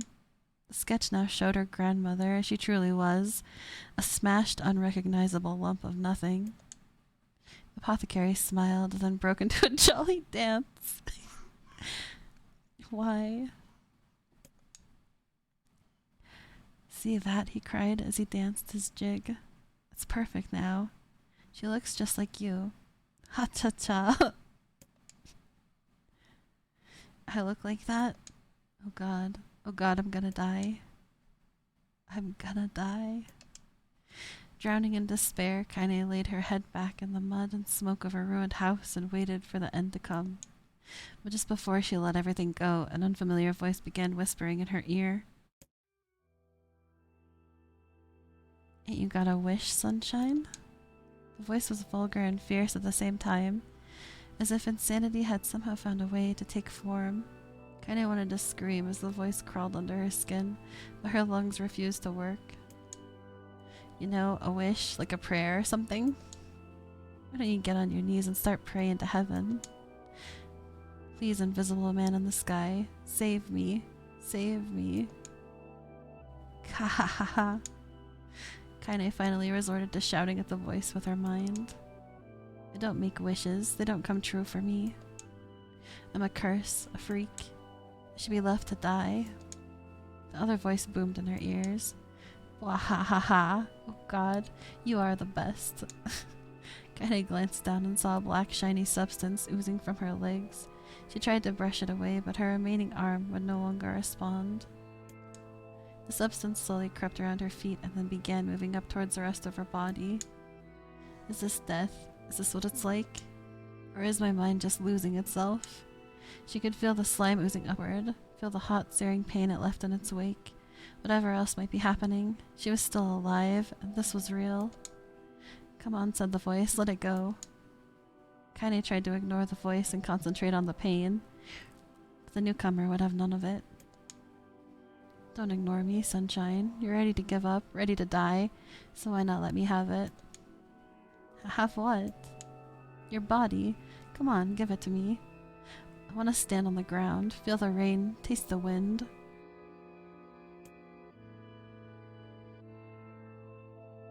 The voice paused, as if licking its lips. When it resumed, it was filled with mad, unabated joy. I want to take your hands and use them to choke the goddamn life out of people. I want to tear their throats and bathe in the blood, just like before. In response, Kaine shifted her head and vomited. The warmth of it crept down her front and mingled with the pain of the encroaching black ooze. Are you a shade? Ha ha ha. Yeah, maybe. What of it? The slime reached her face, crept up past her nose, and slowly oozed into the socket of her missing eye. The moment it touched her brain, Kaine was struck by the most powerful sensation she'd ever felt in her life. It was ecstasy. She wanted to scream with delight, but all she could manage was a small, whispered moan. Feels good, don't it? Asked the voice with a chuckle. Yeah, what can I say? I know how to please the ladies. Oh, give me that body. Come on, give me that body and I'll give you more of this feeling. It's a fair trade. That's a brain G-spot. A black lump began to protrude from Kaine's side. As she watched, it grew longer and thicker, eventually taking the form of her missing arm. I can see better, she thought. My eye must be growing back too. The slime reached up to envelop the rest of her face. She managed to brush it away. Stop, she whispered, marveling at how she had regained her voice. Stop. The black ooze hesitated, as if considering this request, and quickly shimmered down her body before disappearing in a cloud of smoke. What the hell, sunshine? Screamed the voice. We had a deal. I thought you wanted to die. Grandma said, can't die yet. The brief image of her grandmother, bloodied and broken, flashed before her eyes. She saw that the shade that had killed her, and heard its mocking laughter, then closed her eyes and forced the image from her mind. Her whole body was quaking with rage. When she opened her eyes again, they burned a bright red. That thing took my grandmother. I have to kill it before I die. Kaine glanced down and saw a mysterious pattern. The pattern of the shades burn itself into her left arm. Well, I'll be damned, said the voice cheerfully. Look at that, sunshine. I think you and me are gonna be good friends now.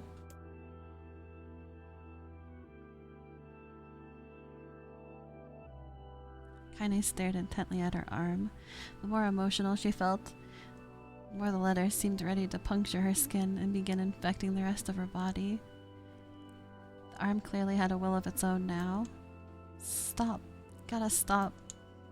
Holding her arm, her left arm and her right, Kaine took a deep breath, trying to calm herself. Come on, don't fight it, pleaded the voice. Hate's my favorite dish and I'm hungry. What a line.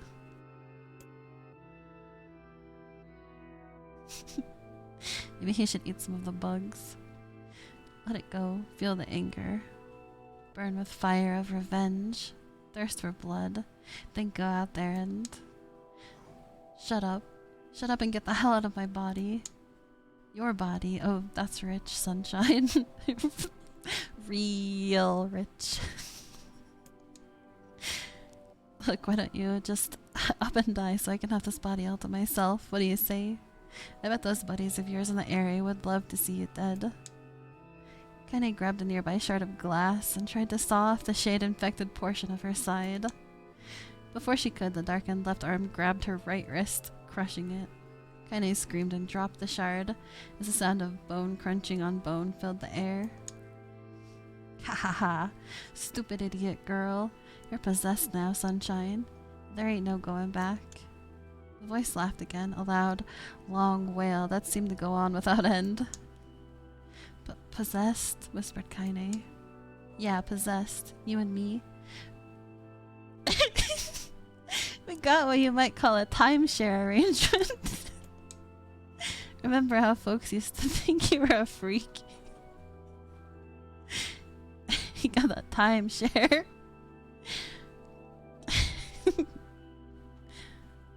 What's up, Silas?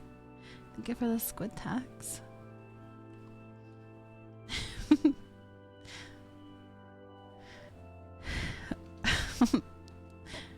You knew timeshares were a scam, yeah. She got scammed in a timeshare with a shade. Remember how folks used to think you were a freak? Wait till they get a load of you now. Kaine looked up, tears in her eyes. The sky seemed smaller somehow, darker. Is this because of that shade? Is this how they see the world? So, listen, purred the voice. I know this whole possession thing seems a bit sudden, but it ain't all bad. There's plenty in it for you, too. Still trying to sell the idea of the timeshares? I'm a very powerful creature, Sunshine. And now that power belongs to you. You got enemies? People you want to kill? I can make it happen. The little fat kid who kept picking on you?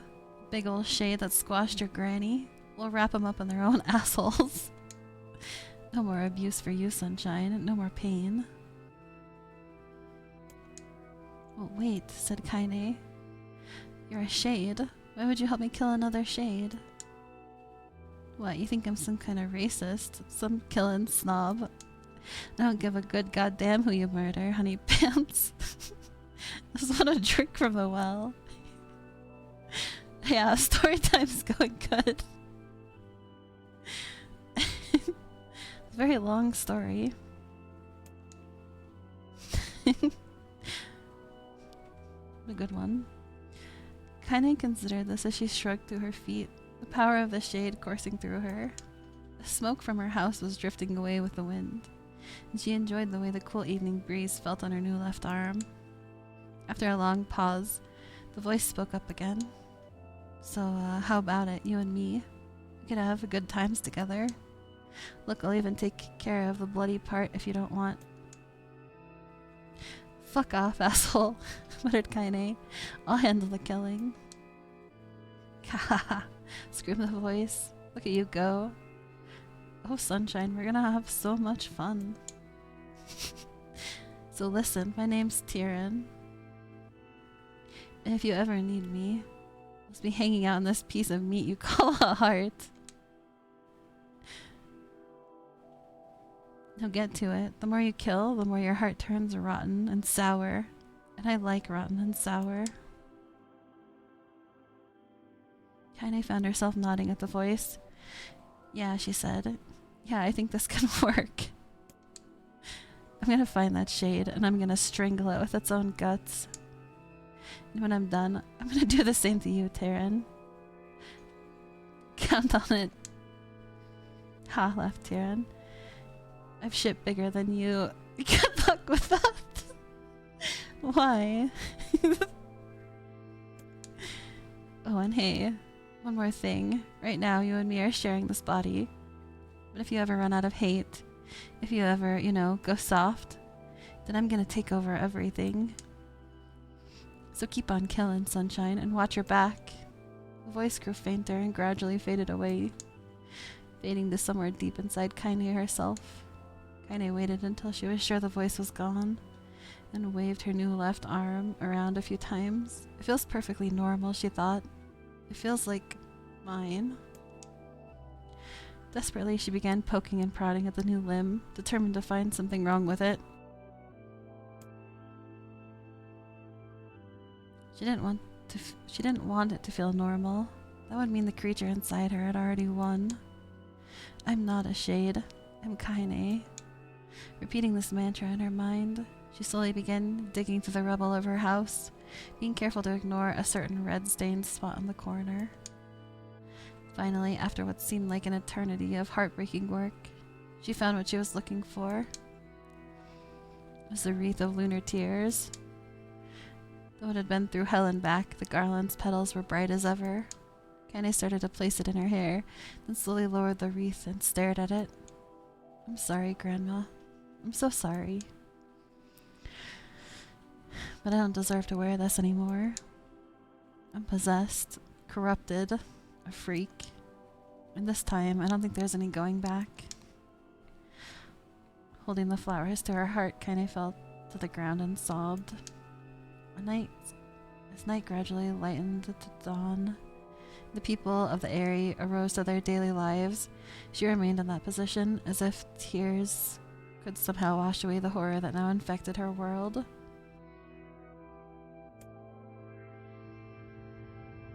Alive! Stay alive!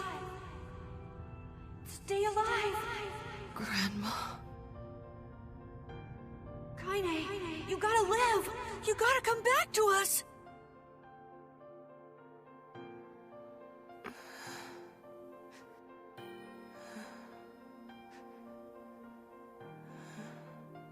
Oh, hey.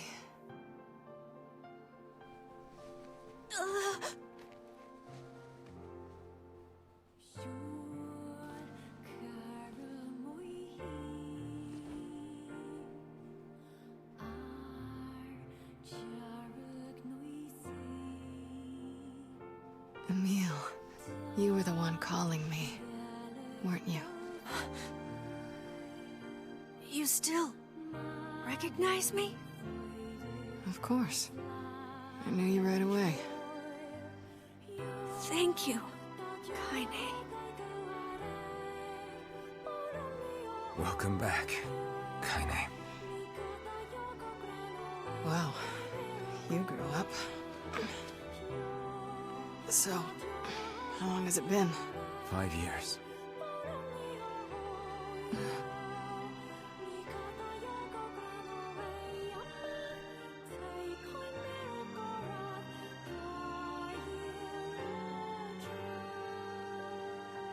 Shit. That's a long time. First, Emil's powers were strong and frightening because they turn things to stone. It turns out you'll have to read too.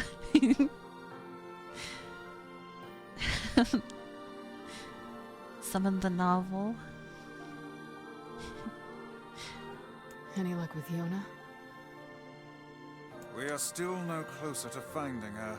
We need a way to locate the Shadow Lord.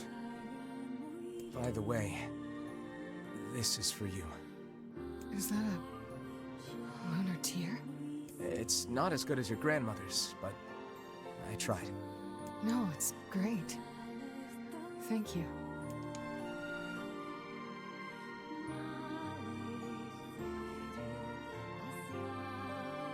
Kaine waking from her long, petrified sleep. Emil's unflagging kindness.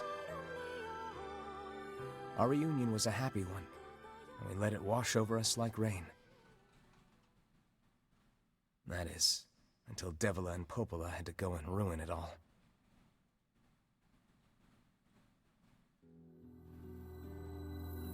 Are you kidding me? You can't be serious! Please, try to understand. People are tired and scared, and... I'm sorry. I'm sorry you have to bear the brunt of that. This is crap, and you know it! It's okay. We can sleep outside. No one's sleeping outside.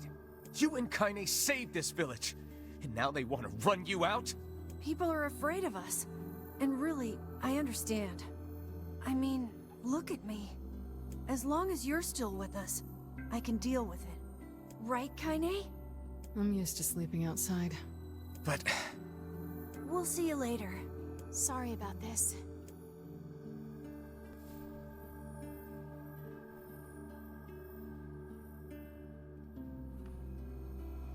What is the matter? Kaine always sleeps outside. I never thought about that until just now. Never even occurred to me. Damn it. We should turn in.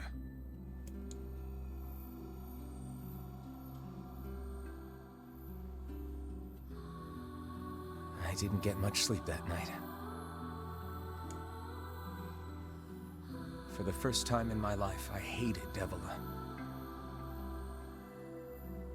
For the first time in my life, I doubted Popola.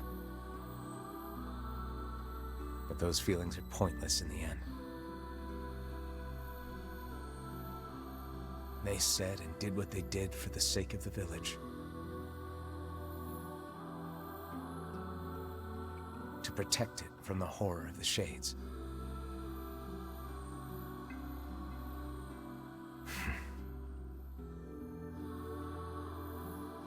Really, how can I blame Devila and Popola?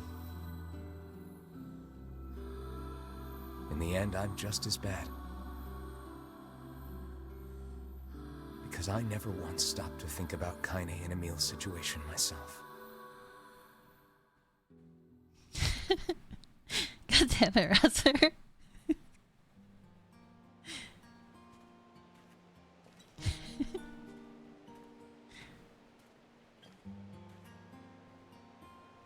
I should apologize to Kaine and Emil, but... what good would that even do? I got a fire going, Kaine. Wait, is that... Campfires are weird.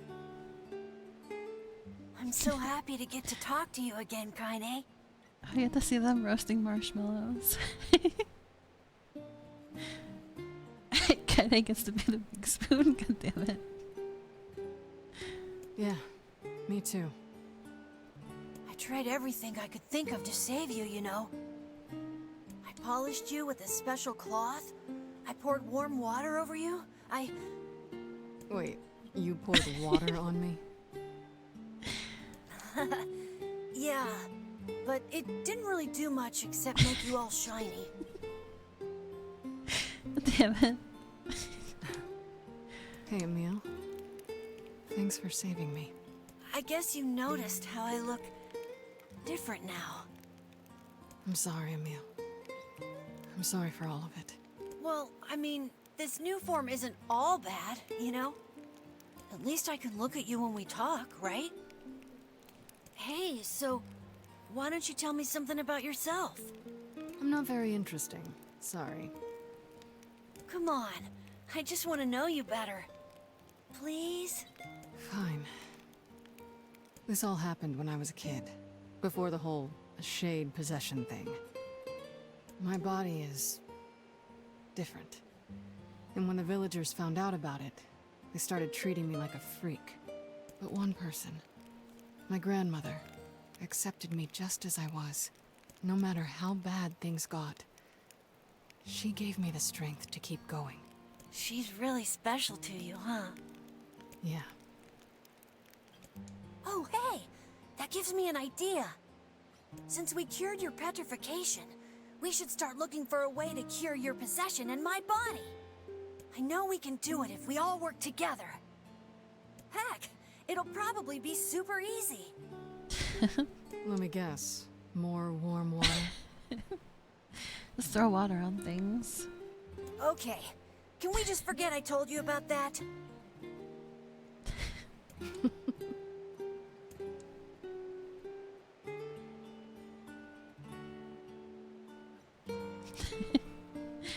Thanks for the hydrate, Razor. Get fixed.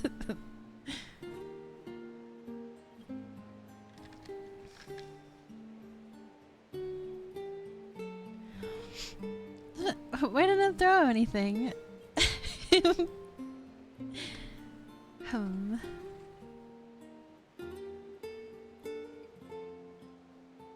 Oh. Okay, well, I'll refund it as well.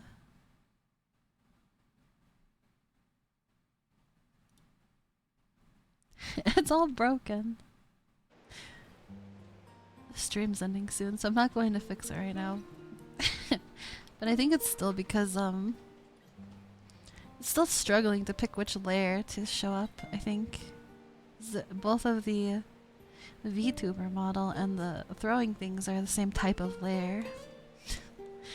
It's just getting confused. No more bottles. Don't throw razors. Oh my god.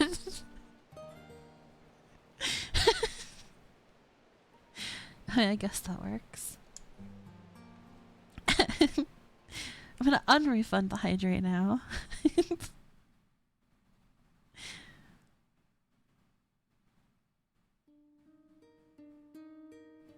Sleep well?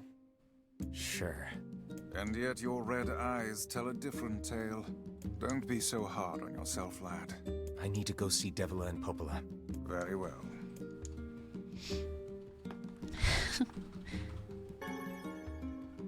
Gold moonflower seed.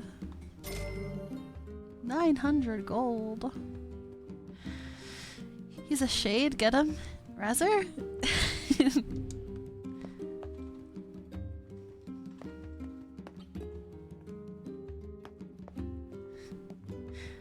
Otherwise, we're all a shade of something. That is true, Meteor. What is that? Oh.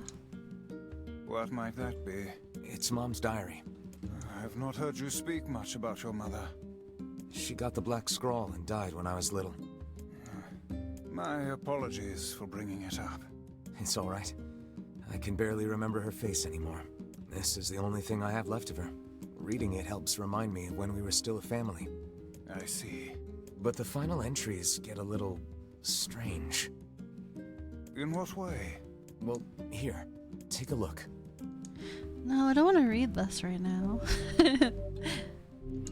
I don't want to read this right now. What are we doing here? Say there. Oh wait, I don't want to start this right now. Can you not hear me? No. Don't save my game here. Why are you standing about like a slack-jawed ninny? We're like the father. Father Felt NieR like I now. was dreaming or something. Sleeping on one's feet is quite the talent indeed. Come now, there's the door. Right. Let's go. I needed to save outside of this. No, I don't want to. Let me out of here. Let me out. Yes. This is some like a DLC that they added, I think. I think this is what this is. DLC that is like an arena. I'm doing that right now. Or at least I'll save first. Something wrong? Or maybe we'll check it out next time. Is that NieR from Gestalt? Yeah. I feel as if I've just awoken from a most unpleasant dream. I know what you mean. That happens to me whenever I read it. Yeah, we have to end the stream for today, but maybe we'll check it out next time a little bit. I'm not sure if it'll be like long sequence.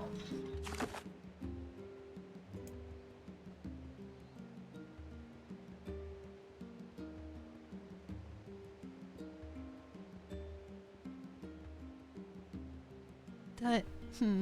Doesn't matter where I save.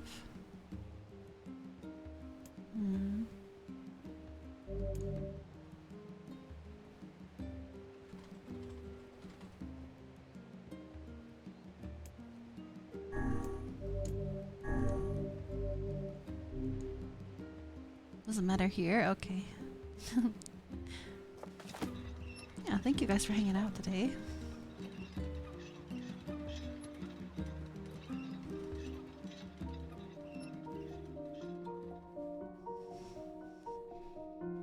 We have someone to raid Resort. Sensei Tsuhina. Okay, yeah, I think we've raided her before. It's her birthday today. Nice. Let's go say hi. Let's go say hi and happy birthday to Did you see it? Tsuhina. Whoa, you got like right on the moon. That's pretty cool.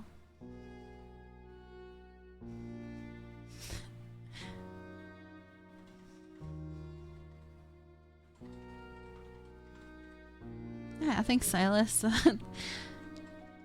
It's getting a little bit better for me at least. I'm not sure if Ash is feeling too much better, but I think we're getting a little bit better. Thank you.